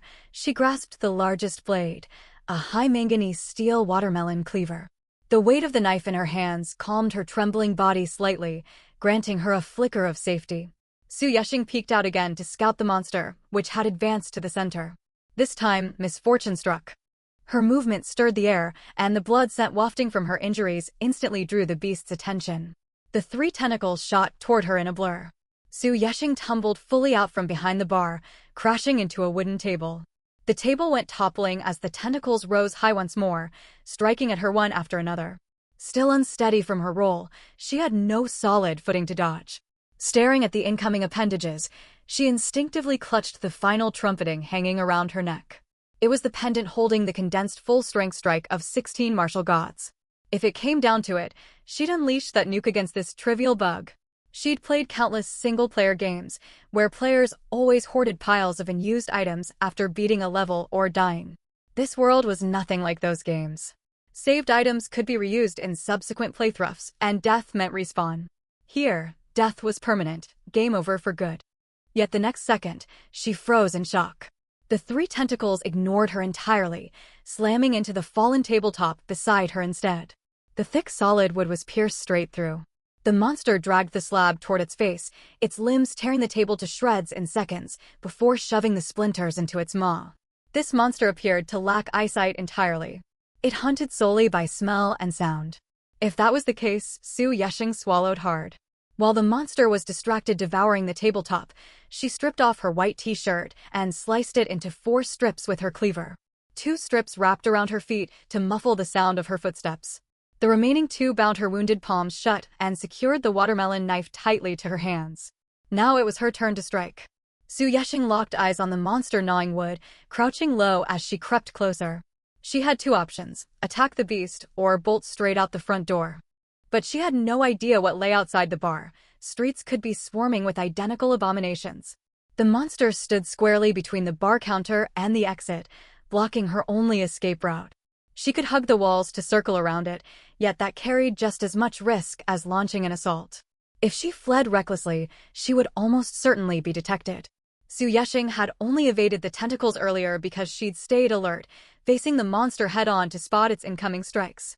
Running straight away would expose your back. Su Yeshing couldn't remember where she'd heard it. Never turn your back on a monster.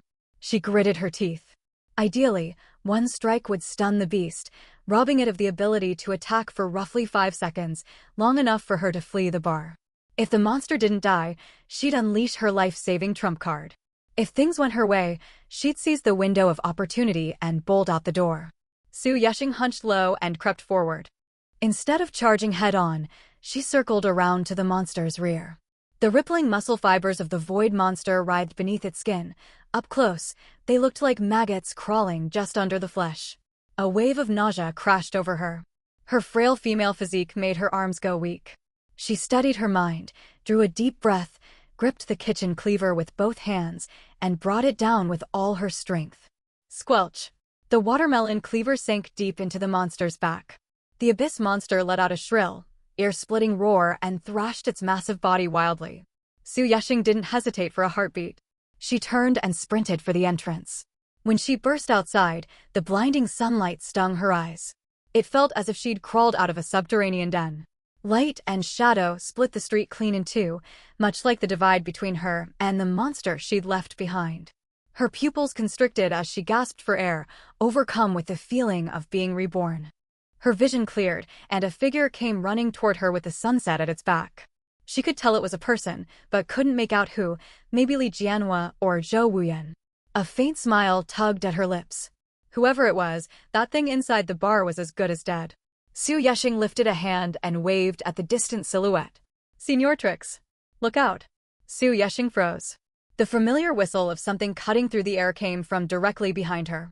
In the blink of an eye, only one thought raced through her mind: it's too late. Too late to dodge, too late to activate the life-saving charm strung around her neck. Before she could even register pain, warm liquid seeped out of her abdomen, soaking and weighing down the waist of her trousers. "I'm done for." Su Yeshing parted her lips, lifted her gaze, and curved her blood-streaked mouth into a bitter smile. She watched Su Tingwei dash toward her. Clink! The metallic clang of blade meeting metal rang out. Su Tingwei hadn't even reached her when a violent tremor shook the ground behind her. The brutal force shoving her forward vanished all at once, and she crumpled backward to the floor. Agony erupted across every cell in her body.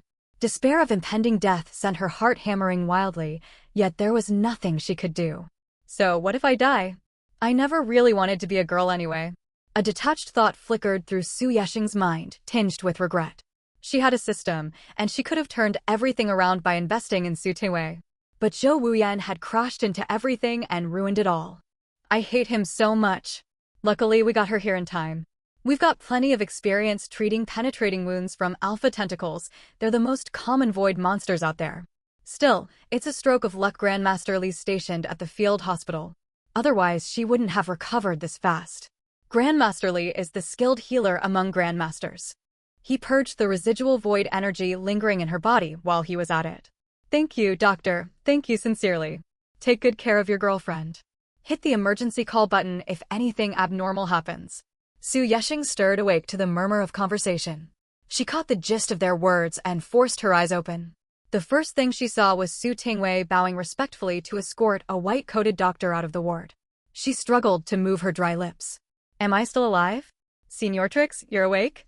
Su Tingwei spun around to find Su Yeshing's eyes open. He rushed to the bedside in 3 quick strides and clamped his hand tight around hers. You scared me half to death. What were the garrison troops even doing? How did a monster slip out? Easy, you're hurting me. Su Yeshing winced at his iron grip. Seeing how frantic he was, a flicker of warmth stirred in her chest. Maybe I should take him as my underling.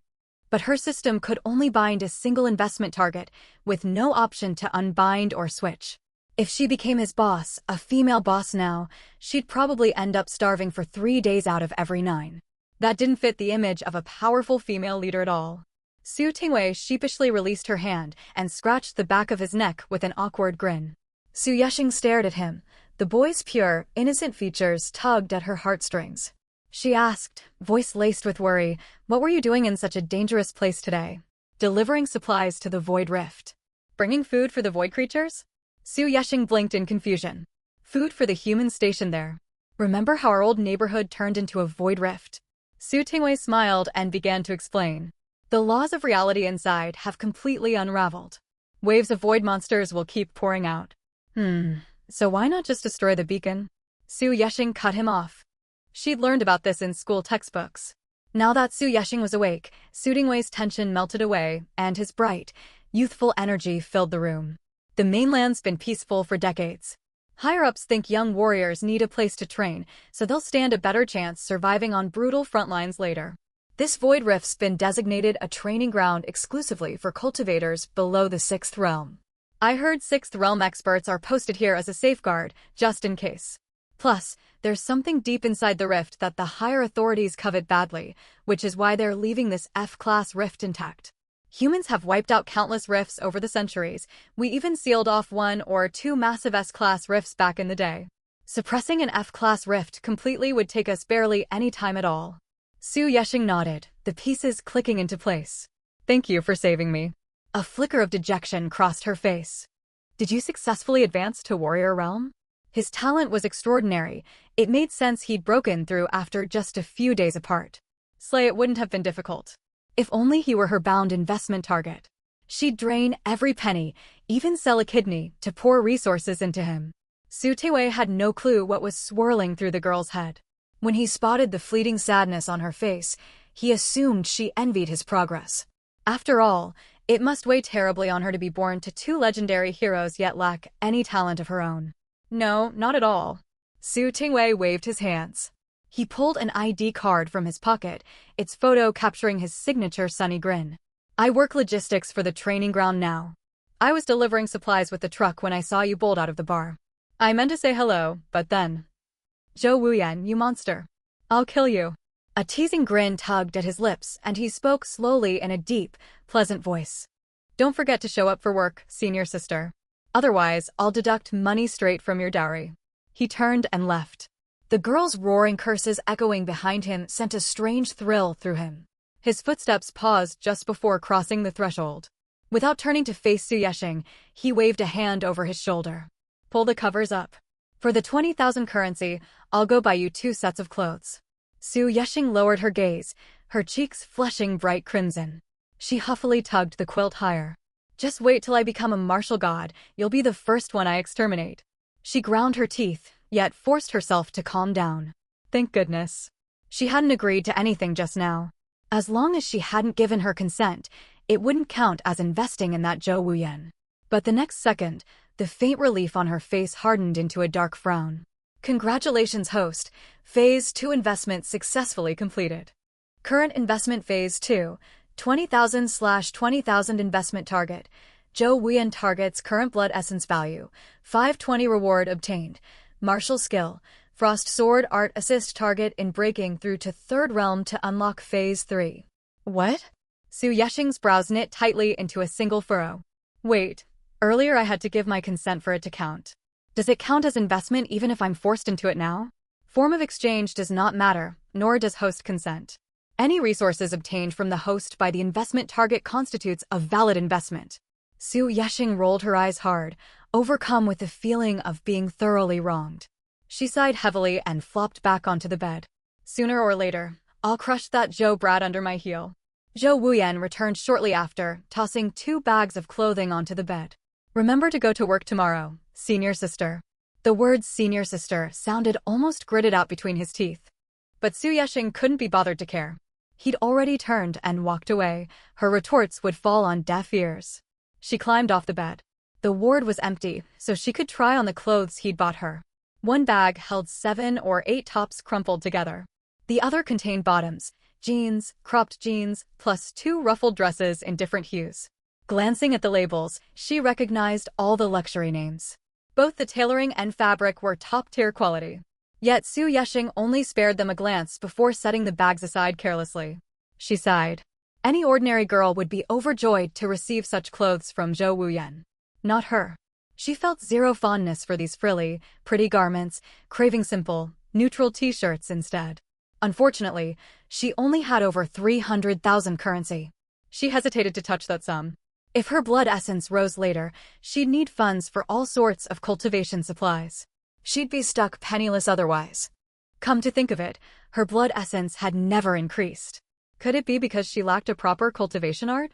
The arts she'd practiced before were her father's peerless unbroken sword art and her mother's phoenix roost sword art. Neither had yielded progress. Maybe this frost sword art could actually raise her blood essence. Anything bestowed by the system had to be extraordinary. She attempted to circulate and practice the sword art. Sure enough, less than 2 seconds in, the system prompt flickered to life. Host current blood essence, 67, 68, 69, 70.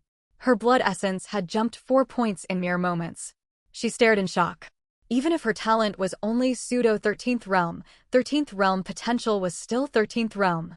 A faint laugh bubbled up inside her. Yet when she circulated the art a second time, her blood essence stopped climbing entirely. A realization dawned on her as she stroked her chin. I'm gonna have to spend that money after all. Su Yeshing rummaged in her pocket, pulling out a sheer chiffon blouse to slip over her black camisole, the dark strap peeking through the translucent fabric. She couldn't bring herself to care about appearances anymore. It was the only piece that fit her idea of plain, normal clothing. Tomorrow, she'd buy a sword and forge her own path in martial arts. The next day, before she could even begin her martial cultivation, Su Yeshing was already utterly exasperated. She'd arrived bright and early to unlock the bar, though opening up wasn't actually required. The renovation crew needed someone present to sign paperwork. After asking Li Jianhua, she learned that since she'd funded the project, all oversight fell solely to her. Su Yeshing resigned herself to waiting until the crew clocked off for the night. She'd head to the training base then to buy her sword. A brand new training compound had been built there, stocked with weapons, gear, and all manner of daily goods. Since yesterday's ambush, uniformed security guards dotted the streets, their presence easing the lingering trauma of the attack. The sun dipped below the horizon. Su Yeshing locked the newly renovated bar's doors and hailed a bus bound for the training base. First, she'd grab a meal at the base cafeteria, then purchase her sword and return to cultivate. Clink. Training base cafeteria. Su Tewei glanced up at the tray set down lightly across from him, then looked curiously at the person who'd placed it there. The boy looked roughly his age, yet carried an aura entirely foreign to Su Tingwei. A warrior's aura, Su Tewei was certain of it. My name's Zhou Wuyan. The youth sat down uninvited, shoveling food into his mouth with chopsticks. After one bite, he lifted his eyes to study Su Tingwei. Oh right. I remember now. You saved senior sister and me yesterday. I never got the chance to thank you properly. Su Tingwei smiled, his clear eyes crinkling into 2 crescent moons. I'm Su. No need to thank me. Zhou Wuyan cut him off with a glance. This boy was far softer than he'd imagined. Only one word crossed his mind: childish. Their gazes clashed, one frigid, one warm. After swallowing his food, Zhou Wuyan's aura turned piercingly cold. There are certain things you shouldn't look at, shouldn't dwell on, shouldn't pursue. He spoke slowly, enunciating every word. Su Tewei looked confused. Classmate Zhou, I don't quite follow what you mean. You don't attend Imperial Capital No. 1 National Martial Arts High School. Zhou Wuyan let out a cold scoff. That's right. Su Tingwei nodded, still CNC fuddled. What I mean is you have no right to call her senior sister. Huh? Su Tingwei blinked, thoroughly lost. But she's a grade above me. You attend a civilian arts high school, not our martial academy. You're not qualified to address her that way. Zhou Wuyan set down his chopsticks. His eyes flicked toward the cafeteria entrance before settling back on Su Tingwei. He rose slowly from the table, picked up his tray, and turned to leave. Yet the youthful pride in him made him glance back one last time. You and she live in entirely different worlds. If you harbor inappropriate thoughts toward her, I'll kill you. His voice stayed low, barely audible amid the cafeteria's noisy bustle. By pure coincidence, Su Yeshing had just hurried inside and caught those 2 words. I'll kill you. She'd spotted the 2 boys the moment she walked in, but never expected to hear Zhou Wuyan spout such a threatening line. Zhou Wuyan, you're going too far. You're always talking about killing this person or that. If you're so capable, just do it. Su Yeshing frowned, stepping to block his path. Zhou Wuyan stared down at her from above, the smirk on his lips not forced mockery, but a natural, ingrained disdain seeping from his bones. You think I wouldn't dare? He sneered, tossing his tray carelessly into a waste bin. His entire aura surged sharply. Su Tewei stared blankly, scrambling up to intervene. But the moment he drew near, Zhou Wuyan spun around and threw a lightning-fast punch. Hey, I told you to kill me if you're so tough. Su Yeshing was dumbfounded. Could this guy not tell the difference between a taunt and a genuine remark? Su Tewei squeezed his eyes shut, trembling all over. 2 seconds passed before he dared crack them open. Su Yeshing had caught the fist. Her arms wrapped tightly around Zhou Wuyan's forearm, defiance blazing in her eyes. Curious stares drifted over from every corner of the cafeteria. So protective of your junior brother, Miss Su? The coldness in Zhou Wuyan's eyes deepened. Su Yeshing pressed her lips together, emotions flickering in her pupils. Zhou Wuyan, his future accomplishments may well surpass yours. What glory is there in bullying him now? As the saying goes, fortunes shift over 30 years. Him? A civilian art student. Zhou Wuyan snorted through his nose. Should I eliminate the threat before it grows? He was impossible to reason with. Su Yeshing opened her mouth to retort, but Zhou Wuyan flew into a genuine rage. He roughly shook her off and lunged at Su Tingwei. Wait! Su Yeshing shouted. Zhou Wuyan turned to look. The girl trapped in hardship stood clutching a jade pendant toward him for no clear reason. This holds the full power strike of 16 martial gods. She swallowed hard, a thought popping unbidden into her head. A drawn blade is hard to sheath. Su Yeshing softened her tone, forcing her voice into a sweet, pleading lilt. Can we just drop this, please? You're threatening the man who saved your life yesterday? Miss Su. Do you truly believe I have no life-saving trump cards of my own? Zhou Wuyan looked at her as if she were an idiot. Su Yeshing frozen, overwhelmed by a crushing sense of powerlessness. If forced to choose, she'd far rather Su Tingwei survive. She knew full well who held greater significance for this world. The 13th realm youth versus a pseudo-13th realm nobody like herself. Yet a thought she refused to acknowledge stirred deep inside her. She didn't want Zhou Wuyan dead. Infuriating as he was, he'd saved her life. Threatening him with the condensed power of 16 martial gods made her no different from the tyrannical girl she'd inhabited before, bullying the strong to crush the weak, willful and overbearing. Su Yeshing bit her lip hard enough to draw blood, draining all color. Suddenly, she flipped the jade pendant to point it at her own chest. I'm begging you. Stop trying to kill people. If you attack him, I'll end myself right here, and you'll bear the full wrath of 16 martial gods alone. Zhou Wuyan laughed, laughing until tears pricked his eyes. You're far too naive, Su Yeshing. He dropped his aggressive stance and strode slowly toward her. Ignoring her wariness, he walked straight past her without breaking eye contact. Su Yeshing stared numbly at his retreating back, then shot an apologetic glance at Su Tingwei. It was her fault Zhou Wuyan had come down on him. Keep training hard. Your martial talent is extraordinary. One day you'll reach the martial god realm. Su Yeshing lowered the pendant, gracing Su Tewei with her softest smile. Su Tewei stiffened at her words, and she was about to add more encouragement when Zhou Wuyan's command cut through the air. Come eat with me. Can't you eat alone? Su Yeshing arched her brows, snapping back at him. Zhou Wuyan's footsteps halted. He glanced over and uttered 2 icy words without emotion. Deduct money. Don't you dare. Su Yeshing's temple twitched. She couldn't fathom how someone running at 36 degrees Celsius could speak so coldly. Still, she held her tongue. At least he'd stopped throwing fits.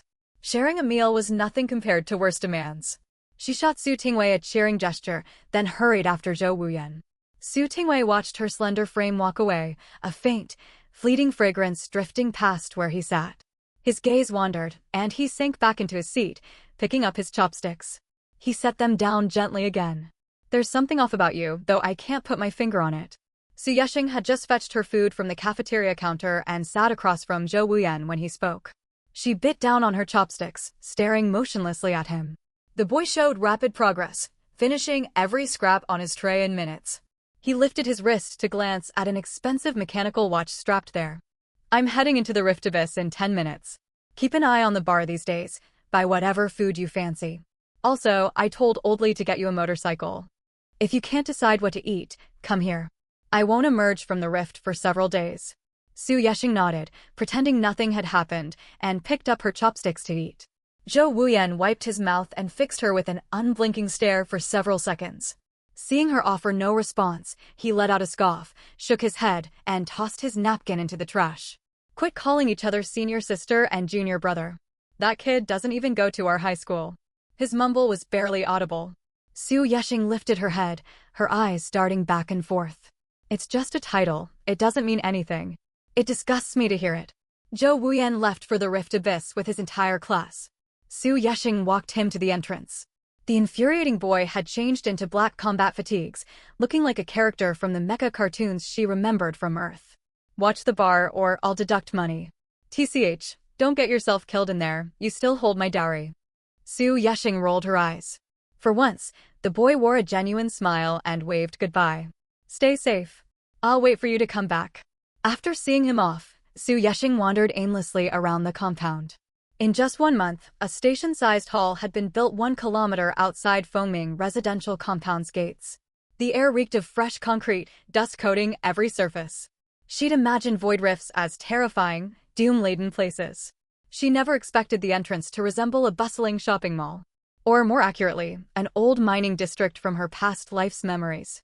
A specialized industrial zone, clustered unique buildings, a strange sort of thriving bustle. There was a cafeteria, shops selling protective gear to ward off void energy erosion, weapon stores, apothecaries, mini-marts, a hospital, and a branch of Dragon Nation National Security Bureau. Every essential amenity and unnecessary commercial outlet had sprung up within 30 short days. Strange. If all this infrastructure existed, why hadn't Zhou Wuyan opened his bar here? The Zhou family held immense wealth, a bar would thrive anywhere. She ambled slowly toward the gear shops. Outside the station-like hall marking the training base's main gate hung a prominent sign. Fengming Compound Void Rift Training Base, Imperial Capital Number 001 Training Base Rank, F Person in Charge, Zhanglan 6th Realm. Su Yeshing skimmed the sign casually and turned to hunt for a weapons shop. Rows of weapons and gear lined the shelves inside. Stepping into the shop, she finally groaned inwardly at the original girl's abysmal academic habits. Truthfully, the original Su Yeshing had never paid attention in class. She retained almost no knowledge of this world, leaving her mind blank on countless fundamentals. For example, this sword is forged from void crystals. What even are void crystals? Su Yeshing stared at the thin sword glowing purple before her, filled with curiosity and longing. You don't know, young lady? The shop assistant smiled warmly. Either out of professional courtesy or drawn to Su Yeshing's approachable features, with few other customers in the shop, she took her time explaining patiently. The assistant held the sword horizontally, plucking the blade lightly with 2 delicate fingers. A clear ringing hum resonated from the metal. Purple ripples of light rippled outward with the sound. Wow! It was Su Yeshing's first time seeing a weapon crafted from the so-called void crystals, her eyes shining with eager anticipation. Weapons forged with void crystals boast vastly enhanced durability. This sword can withstand the full strength of a 4th realm warrior, meaning warriors of the 4th realm and below can wield it without risking blade damage. But since you seem unfamiliar with all this, I suspect you aren't a registered warrior. Purchase of this sword requires official registered warrior credentials. The shop assistant's next sentence poured cold water all over Su Yeshing's hopes. Huh? What even was a registered warrior? Why did her memory hold 0 information about this? But I desperately need a sword. Su Yeshing's shoulders drooped in dejection. What about this one? She pointed to an unassuming blade off to the side, its price tag marked 1st Realm. Without a sword, she couldn't continue practicing Frost's sword art. Without cultivating the art, her blood essence would never rise.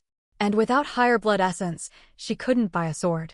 A vicious, inescapable loop. I'm truly sorry, but I can't sell it to you. Even this is the lowest grade void crystal weapon available. The shop assistant sighed, hanging the sword back on its wall rack. Is there any sword at all that I'm allowed to buy? Su Yeshing felt helpless, yet still unwilling to give up. Sorry, young lady. All the swords we sell here are offensive combat weapons, not craft collectibles. We can't sell them to ordinary civilians. The shopping guide offered an apologetic smile. Disappointed, Su Yeshing knew better than to press the matter and turned to leave. The moment she spun around, she spotted a motorcycle pull up beneath the street lamp at the shop entrance. A middle-aged man climbed off the bike, stepped inside, and waved at her in greeting. "Miss Su, you've recovered splendidly," bursting with vitality. "Li Jianhua?" The Grandmaster who'd fully healed her in the blink of an eye. "Mr. Li?" Unsure how to address him properly, she settled on a title she deemed respectful enough. Are you here to purchase a weapon, Miss Su?" Li Jianhua stopped before her, his gaze sweeping across the surrounding display cabinets. The shop assistants held him in obvious reverence. The moment he entered, several shopping guides had stepped to a respectful distance and bowed to him. "I came to buy a sword, but they said I'm not a martial artist, so they can't sell one to me." Su Yesheng tilted her head up to look at Li Jianhua, her eyes half genuinely downcast, half feigning dejection. "A sword, huh?" Li Jianhua nodded thoughtfully and walked over to one display case. "Could you fetch that sword up top for me?" Though the guide had no idea what connection the young girl shared with Grandmaster Li, she complied without hesitation. 2 minutes later, the sword perched on the highest shelf was brought down. A tiny tag hung from its hilt, bearing 2 characters, 6th Realm. "It only withstands combat power up to the 6th realm? Still, that'll suffice." Li Jianhua took the sword and held it upright, scanning its length up and down. He turned to Su Yesheng, his gaze gentle and warm as jade. "Miss Su, this sword can bear the full power of a 6th realm martial artist, more than enough for you for quite some time. What do you think?" Su Yesheng nodded repeatedly. This refined, mild-mannered, middle-aged man was perfect, warm like a senior elder, free of the scheming hidden within those other old-timers. "Thank you, Mr. Li. I'll take this one." Su Yesheng exclaimed excitedly. A 6th realm sword would truly serve her well for a long while. Li Jianhua smiled faintly and turned to the guide. "How much for this sword?" 240,000 Dragon Nation coins, or 800 void crystals, the guide replied softly. 2 other assistants hurried over with 2 cups of water. Li Jianhua nodded, unfazed by the price. He handed the sword to Su Yesheng before asking, "Card payment all right, Miss Su?" Su Yesheng's eyes lit up as she took hold of the sword, nodding vigorously. Perfect. 240,000 was nothing to her. She held a full 300,000 in savings. After buying the sword, 60,000 would remain, enough to cover all her food and living expenses for a long stretch ahead. But the guide hesitated, stepping half a pace forward and lowering her voice. "With all due respect, Mr. Li, national regulations prohibit non-martial artists from purchasing weapons forged from void crystals. After all, these materials count as strategic reserve resources." Li Jianhua shot her a sharp sideways glance, his tone carrying unassailable authority. "I am a grandmaster. Does that not make me a martial artist? And that's not what I meant. I'm buying this sword as a gift for a rising martial arts disciple. Is there any issue?" Li Jianhua pressed. "None at all." Sweat beaded the guide's brow as she stole another covert glance at the young girl. So young, yet a grandmaster treated her with such deference. She must be some noble heiress. Determined to err on the side of caution and never offend such a powerful figure, the guide switched into full professional mode at once. She smiled warmly and amiably. "Please both have some water and rest a moment. I'll fetch the sword case and prepare your invoice." "Thanks, Uncle Li." Su Yesheng dragged her gaze away from the sword with great difficulty, thanking him again in a soft, sugary voice. Deep down, she truly regarded him as an honorable elder. Su Yesheng swiped her card to complete the payment. Now that the sword belonged to her, she could no longer resist the urge to practice her sword forms in the spacious shop. Detected host's first practice session. Frost sword art fully mastered. Current sword art proficiency, perfection. The instant the system notification chimed, a wave of dizziness crashed over Su Yesheng. Vast volumes of stances and mental cultivation techniques from the Frost sword art flooded her mind like an overturned sea. She leaned heavily on the sword for support, barely keeping herself from collapsing. Li Jianhua's expression tightened, and he reached out to steady her, only to hear a string of crisp cracking sounds emanate from the girl's slender frame. The noise made his features harden with alarm. "Lock the doors. No one enters or leaves the shop." The shop assistants only froze for a split second before springing into action. They were martial artists themselves, albeit only 3rd realm, and they'd sensed something unnatural. All 4 rushed outside to stand guard at the entrance. "Bone and tendon resonance? She's formally broken through to the 1st martial realm just like that. This young girl is truly extraordinary," Li Jianhua muttered to himself. Su Yesheng lost all sensation across her body. Something churned violently inside her mind, tearing pain shooting through every limb and meridian. Current host vitality, 98, 99, 156 points. No way? Could a single sword art boost her vitality this drastically? Ordinary humans could only break through to the first realm upon reaching adulthood, hitting exactly 100 vitality points. The surge of vital energy reshaped every bone and tendon, producing that distinctive cracking noise. This was the breakthrough known as bone and tendon resonance. Any adult unable to hit 100 vitality points was written off as a useless mortal, while anyone topping 100 before 18 was hailed as a genius. Someone like Zhou Wuyan, who hit second realm with 520 vitality points at 17, was a genius among geniuses, destined to rise as a martial god without a doubt. She'd never dreamed her vitality would skyrocket straight to 156. The number was modest, yet the rate of improvement was staggering. Her body could barely withstand the surging vital energy, teetering on the brink of unconsciousness, yet the agony mixed with anticipation of newfound power let her endure through sheer strength of spirit. When the final crack of bone faded, she sank to her knees, leaning on the sword, soaked head to toe in cold sweat. All the grime and impurities trapped deep within her mortal flesh had been forced out of her pores. Phew, Su Yesheng gasped heavily, every inch of her body still throbbing. Yet an overwhelming lightness washed over her, akin to the lingering soreness of a cupping therapy session the day after recovering from a bad cold. The sensation was inexplicably wonderful. "Are you all right?" Li Jianhua stepped forward at last, resting his palm gently against her back. A surging tide of pure vital energy flowed from his hand into her body. "I've never felt better, Uncle Li." Su Yesheng grinned and twisted her head back to flash him a bright, unguarded smile. "I've never experienced anything this incredible in my life." Silly girl. Now your parents can rest easy in the afterlife." Su Yesheng's expression dimmed for a heartbeat before brightening once more. "Absolutely. Someday I'll be just like my mother, the #1 female martial god under heaven. I'll surpass her, to stand alone as the undisputed top martial god with no equal." Li Jianhua smiled, yet the joy never reached his eyes. If Su Yesheng had turned to look, she would have seen his brows drawn tight with worry. This is only the first realm of martial arts. Keep pushing yourself. Now that you've stepped onto this path, you must redouble your efforts. Remember that the martial way rewards only unwavering perseverance to bear fruit. Before he could finish his sentence, Su Yesheng cut him off, brimming with excitement. "Exactly. I'm glad you understand." Li Jianhua withdrew his hand with a soft chuckle. Drawing on his status and authority, Li Jianhua arranged a private room for Su Yesheng at the facility. She could not refuse. Fresh off her bone and tendon resonance breakthrough, she was covered in grime and sweat. She'd be embarrassed to step outside. Even if she were a boy, let alone in her current female form, Li Jianhua's arrangements were thoughtful.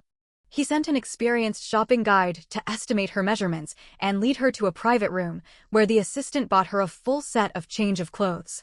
Su Yesheng tossed her filthy old garments into the trash. After showering and toweling her hair half dry, she froze when she reached for the new clothes. It was a black dress. Wait, what? She had worn dresses before, but those had been forced on her right after transmigrating. With no choice in the matter, now this. Her mouth twitched, dark lines creasing her forehead, as if crows cawed overhead. "Fine, I'll make do. I'll grab proper pants later. Wait, do I even have any trousers left?" She racked her brain. One tracksuit had been stained beyond repair by her menstrual cycle and thrown away. The jeans and white t-shirt she'd brought with her had been nearly ruined by the void creature's attack back at the residential complex. The long jeans Zhou Wuyan had bought her had just hit the trash can, far too dirty to bother washing. All she had left back at the bar were 2 frilly skirts and a pair of tiny cut-off jeans. "Oh well, I'll wear this out and buy normal trousers later." Su Yesheng sighed, struggling to pull the dress over her head. The hem fell mid-thigh, short of her knees. She felt horribly self-conscious, constantly fearing the skirt would ride up at any moment. Click. The room door swung open. Li Jianhua stood in the hallway smoking, staring out the window, his phone screen freshly gone dark. "Finished washing up?" Li Jianhua glanced up. The girl's cheeks blushed soft pink, ripe as a peach. Su Yesheng instinctively reached behind her to tug the skirt down. Li Jianhua paid no mind to the gesture and crushed his cigarette underfoot. "Grab your sword, I'll show you your motorcycle." "A motorcycle?" Su Yesheng recalled Zhou Wuyan's words before he entered the trial rift. Had he bought her one? Yeah. This bar was built out in the middle of nowhere with no shops around to make traveling more convenient, Li Jianhua explained with a smile. So he knew how remote that place is? Su Yesheng stuck out her tongue. She really should have moved the bar closer to the facility ages ago. He did. Still, that location's the best compromise between safety and proximity to the base. Li Jianhua turned and headed outside. Su Yesheng followed him back to the weapons shop entrance, transferred payment for the dress to the guide, then stepped outside. Li Jianhua handed her the motorcycle keys. It resembled a professional track bike, similar to a Yamaha R1, finished in bold red and black, perfectly matching the bold, elegant aura of a young heiress. She wondered if her small frame could handle such a powerful machine. Young master said you'd rattle on constantly back in school about buying a motorcycle once you graduated high school. He didn't know which model you preferred, so he picked this one for you. A gift? Su Yesheng eyed Li Jianhua suspiciously. Uncle Li, are you just making excuses for Zhou Wuyan? That old miser would never splurge on something this expensive for me. Li Jianhua smiled and shook his head, saying nothing. He's definitely up to something, Su Yesheng muttered as she swung a leg over the motorcycle seat. She'd grown bolder just now, realizing the safety shorts underneath the dress would keep her covered. Otherwise, she'd never dare ride the bike like this. Both the original body's memories and her past life contained plenty of motorcycle riding experience. She knew exactly what she was doing. She'd take it slow, first heading out of the restricted zone to a shopping district to buy proper pants and tops. Slinging the sword case over her back, she pulled on her helmet and twisted the throttle gently. I'm heading off. Bye, Uncle Li. She waved goodbye, the engine roaring to life as she sped forward. The scarlet taillight stepped down the wide, quiet street dotted with sparse lampposts, like a trailing red ribbon. Vroom vroom. The rumble of the motorcycle engine drew closer to the trial facility gates, its bright headlights blazing like a lightning bolt. Barely 10 minutes later, Su Yesheng skidded back in, her face etched with panic. She slammed on the brakes, the tires scraping a long black mark across the pavement. She pulled off her helmet after parking, yet Li Jianhua was nowhere to be seen. The facility was neither tiny nor enormous, and she had no clue whether he'd headed home or remained at the medical wing. She had no time to search for him. 3 minutes left. Warning: investment target will enter fatal danger in 3 minutes. That's right. The system alert had blared while she was riding back to the bar after leaving the facility, an emergency hazard warning. The alert only triggered when her target, either Zhou Wuyan or herself, was 5 minutes away from mortal peril. She'd only traveled 5 kilometers out before the alarm sounded, so she'd raced back at 150 kilometers per hour. Now, after the round trip taking over 10 minutes, her only potential ally was nowhere to be found. Forget it. I have to save him first. Zhou Wuyan was trapped deep within the abyss. She had to go after him. She didn't particularly like him, even harbored a faint dislike for the boy, but he'd once saved her life, and he was the system's designated investment target. Su Yesheng sprinted full tilt into the facility lobby, the entrance to the abyss stretching out ahead. She made a mad dash toward the portal, only to be blocked by a staff member. Miss, you must complete abyss entry authorization procedures first. I don't have time. I need to get in and save someone. Su Yesheng stamped her foot in frantic agitation. A young man stepped up beside her at that moment. Senior sister, what's the rush? Su Tiwei? Step aside, I have to rescue someone. Su Yesheng shot him a quick glance and made to force her way past the checkpoint. 1 minute 30 seconds remaining. You won't be able to save anyone even if you rush in now, Su Tingwei blinked, a faint smirk tugging at his lips. Besides, a 4th realm instructor leads their team.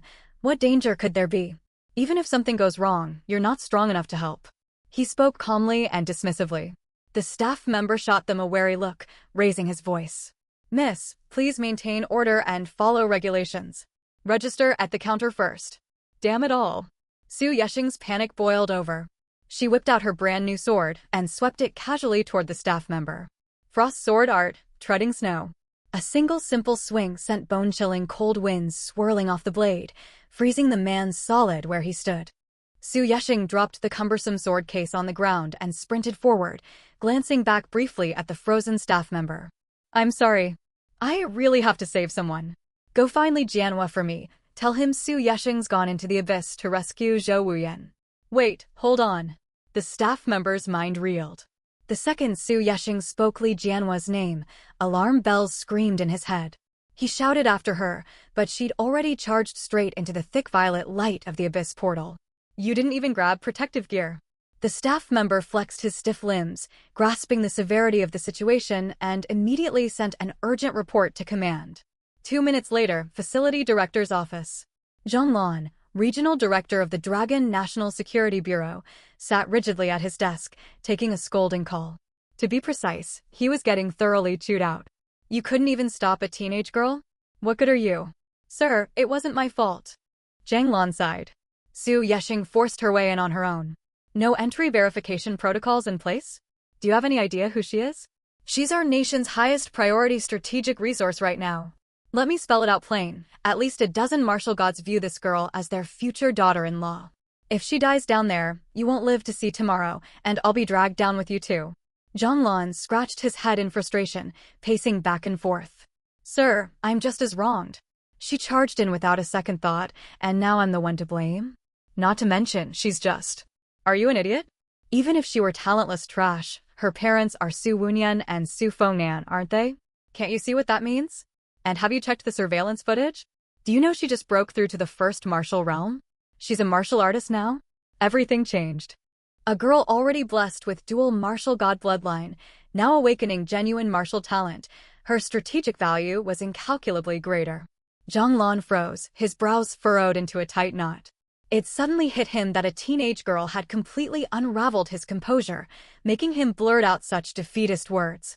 If the superintendent's words held true, he'd committed an unforgivable blunder. No, he already had. He had to fix this fast. Rest assured, Superintendent. I'll assemble a squad of Fourth Realm elites to launch a rescue operation at once. A chill ran down Zhang Lan's spine as he grasped the gravity of the crisis. I guarantee I'll bring the girl and the Zhou family boy back completely unharmed. Will Fourth Realm warriors be enough? The man on the other end fell silent for a moment before asking again. It was clear the caller had learned Su Yesheng intended to rush in for a rescue. But why would anyone need to save a group of teen trainees from a mere grade F void rift with no prior warning? More than enough, sir. This is only a grade F abyss. Zhang Lan smacked his chest confidently. We've been running constant scans deep inside the rift. There's zero abnormal activity in there. I reckon that girl just wandered in out of restlessness. She's had a history of enough. Cut the trivial chatter. I want her brought back alive within 1 hour, no exceptions. Beep beep beep. Zhang Lan took a deep breath and set down the phone, his fury finally boiling over. The void rift was stable as can be, and she just had to waltz inside. That reckless girl. He lifted his gaze to his secretary, who'd stood silently beside him this whole time, and spoke coldly. Assemble a rescue squad of 10 Fourth Realm warriors. Here's her photo. She's wearing a black dress and carrying a long sword. Bring her back unharmed at all costs. Yes, sir. Inside the void rift. This place had once been foaming residential compound, yet it had been utterly warped by the corrosive void energy pouring from the rift. The original high-rise apartment buildings still stood, as did the small neighborhood shops, yet countless objects floated suspended midair. Concrete traffic bollards, park benches, flower pots, plastic water bottles, and more. Amid all the drifting debris, one figure bore down on Zhou Wuyan with crushing pressure, their supervising instructor, Li. A Fourth Realm warrior, she was pierced through torso and abdomen by dozens of thick vines. Her combat uniform, meant to block void energy erosion, hung tattered in shreds. The vines hoisted her lifeless body aloft, slowly devouring her flesh bit by bit. She was dead. When their trainee group had passed through this area, the vines had struck without a sound. Everyone marching at the front had been drained as fertilizer for the plants. 20 or 30 students had perished in an instant. Zhou Wuyan, assigned to guard the rear by their teacher, had barely escaped with the remaining survivors. He now huddled with a dozen classmates inside a tiny neighborhood supermarket. He swatted aside a floating bag of chips, his eyes heavy with gravity. The deadliest threats within void rifts had always been mobile void beasts. No one had ever heard of the void mutating native plants or animals. Since void energy first descended upon the world, it had brought nothing but death and ruin. Every living creature tainted by its aura would die after a certain length of time, only the waiting period varied. This was the first time he'd seen a rose bush survive void corruption. Not only had it lived, it had mutated, sprouting these massive, predatory vines capable of killing even a fourth realm warrior with ease. Brother Zhou, what do we do? A boy gasped, looking to Zhou Wuyan as their only anchor of hope. Whatever creature had slain a fourth realm warrior had strength matching that realm, at minimum 5,000 vitality points. Even as a peerless prodigy, Zhou Wuyan was merely second realm. He stood no chance against a fourth realm void beast. His classmates fared far worse, the strongest among them capped at peak first realm, while the weakest barely possessed 100 vitality points, most hovering just above 100. Hold tight for now. Try re-establishing communication with the outside world. Warning countdown expired. Zhou Wuyan is still alive. Su Yexing glanced at her system panel. The system's emergency evasion function was not infallible. Last time, it had shown an entire crowd as corpses, yet no one had sustained a single injury. This time, Zhou Wuyan had microfilm escaped harm on his own, perhaps thanks to his instructor's sacrifice? Su Yexing frowned. Had she acted too recklessly charging in? A new number suddenly flashed across her system display, void energy contamination level. 1 out of 100. At 70 points, her mind would grow foggy and incoherent. At 90, no power on Earth could save her.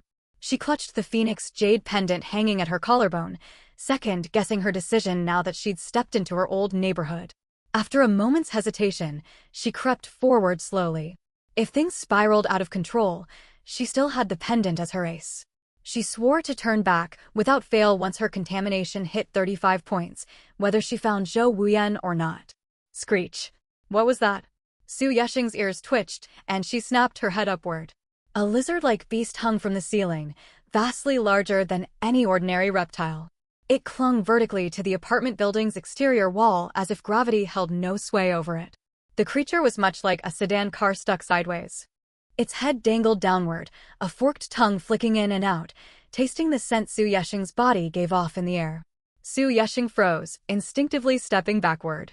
System text flickered across her vision. Biological digitization complete. Second-tier void creature, mutated lizard. Approximate vitality value, 750 points. Carapace defense, equivalent to 5 mm homogeneous armor steel. Mutated? Does that mean ordinary neighborhood wildlife gets twisted into void monsters after exposure to void energy?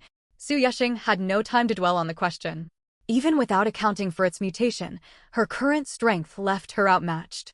Last time, she'd barely scratched Alpha's defenses. Against this second-tier beast, her odds were slimmer still. She still remembered nearly dying in their last encounter. Charging blindly again would likely get her killed here. She glanced over her shoulder. The exit of the Void Rift lay directly behind her, the original community gate marking the boundary between reality and the Void Realm. Yet escaping the rift did not equal safety. To reach the base hub unharmed, she would need to sprint a full kilometer. With her first realm physique, a full-out dash would take nearly 2 minutes. Creature trait, adaptive optical camouflage.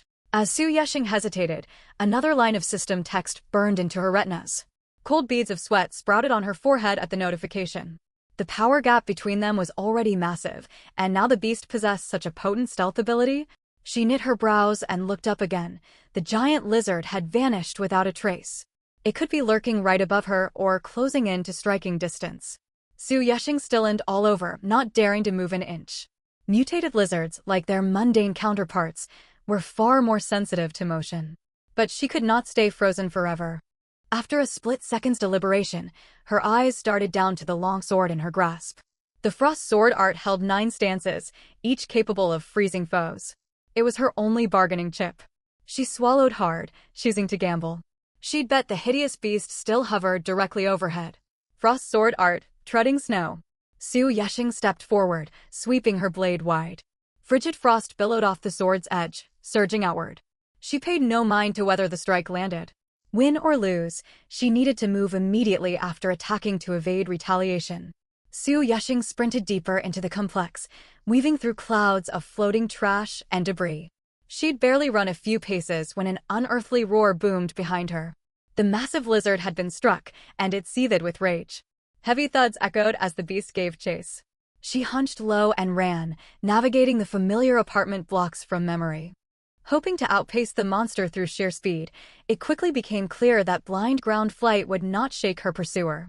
Gritting her teeth, she darted into a residential building.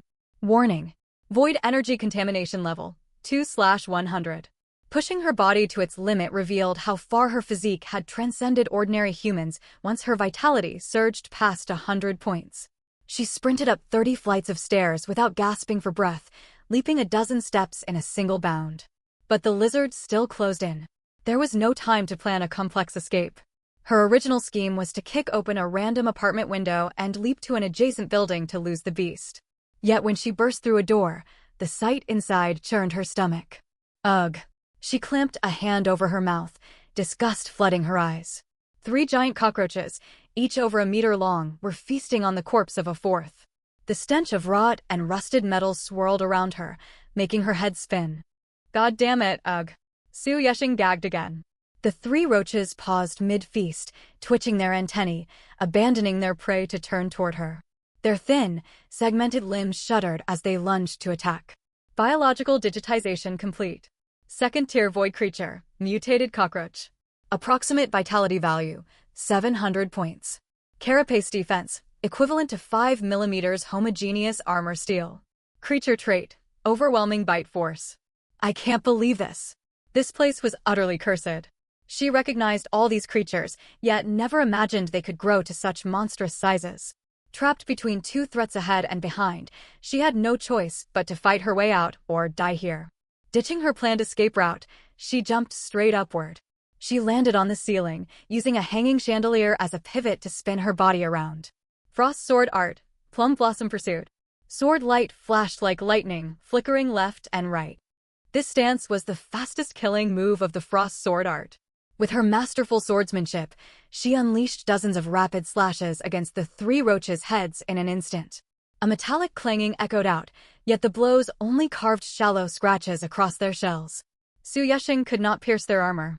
Behind her, the camouflaged lizard reappeared, creeping slowly toward her. She stole a glance backward, thick saliva dripped from its cavernous jaws. To the beast, she was nothing more than a tender, fragrant meal. I know I'm a soft, youthful girl, but there's no need to drool all over me.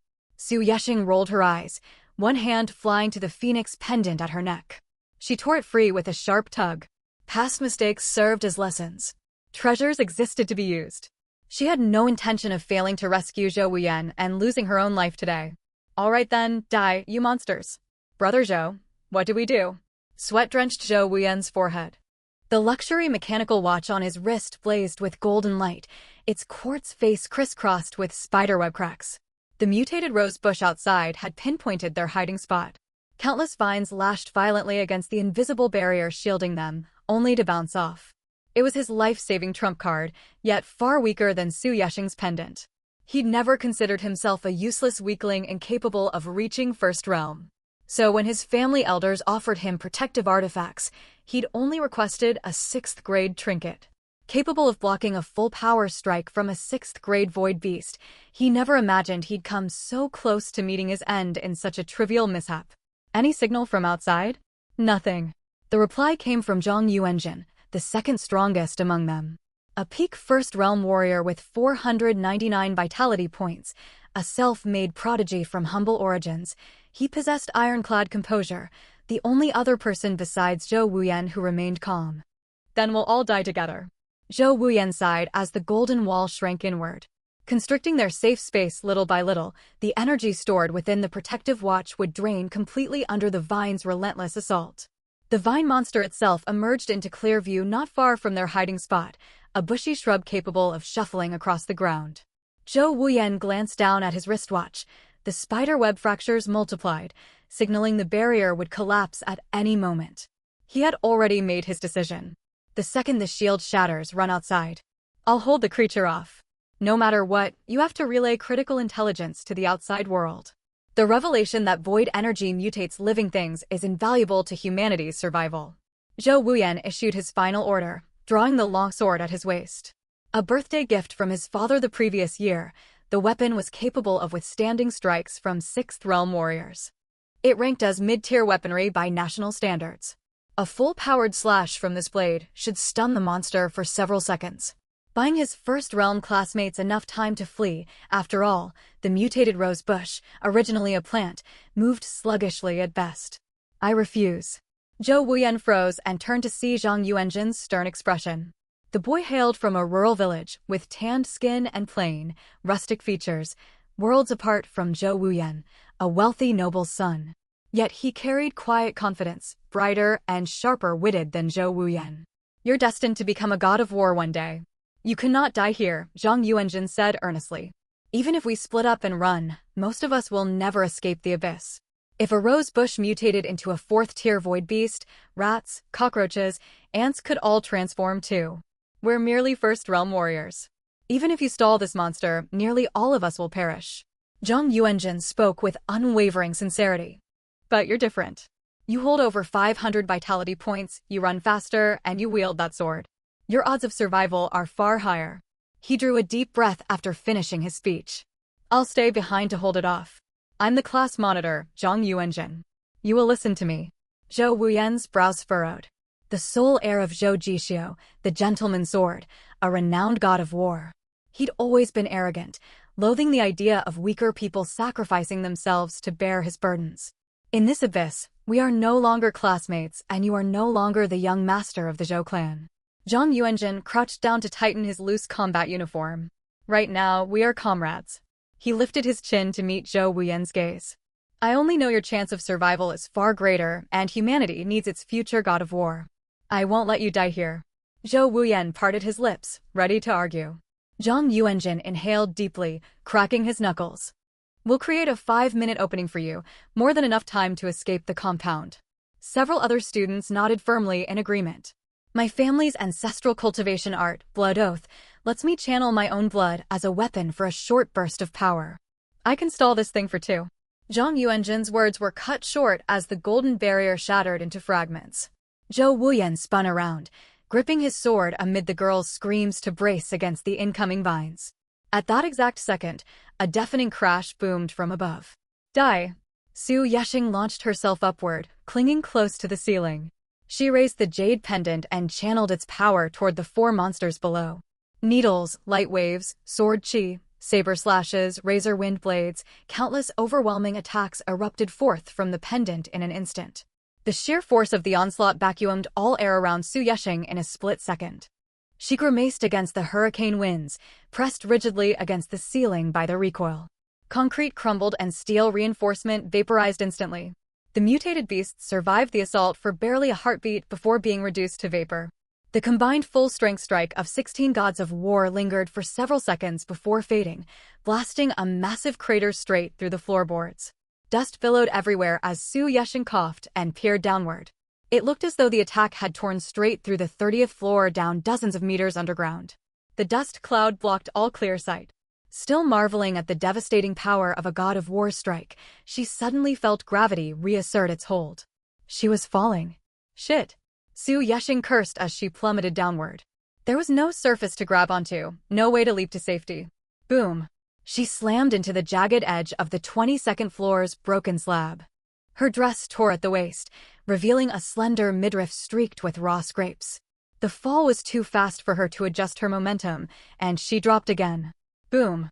Another brutal impact on the 16th floor. A gash split her abdomen, fine blood seeping from the laceration. She still could not catch herself, though she twisted her body slightly to soften the blow. This is it, I'm gonna crash hard. I probably won't die though. My physique's strong enough to survive a fall like this, even if I'm left badly injured. A faint sense of calm settled over her. Grandpa Xiao had told her activating the pendant would send a location signal to all 16 gods of war. Whoever arrived first would save her, even if she was barely clinging to life after the fall. Ground floor.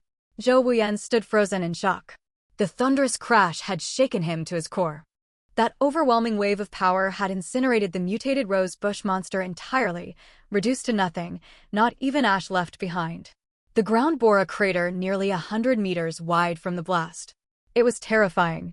If he hadn't scrambled far back, that single strike would have killed him instantly. This was power befitting a god of war. He craned his head upward, hearing dull crashes and a young girl's panicked screams echoing down. What was happening? Could there be an even stronger void beast loose above? Hurry, All of you, run outside to send word. Zhou Wuyan grabbed Zhang Yuanjin by the collar and hurled him out of the supermarket before he could react. Dust showered continuously from the ceiling. The entire building teetered on the brink of collapse. If you don't move now, I'll cut you down myself. He spun around, eyes blazing with rage, glaring at the other students. The teens exchanged a quick glance and bolted out of the supermarket without hesitation. Zhou Wuyan's gaze hardened. He tensed his legs, kicking up a cloud of dust as he leaped toward the massive hole torn through the ceiling. Ayaha!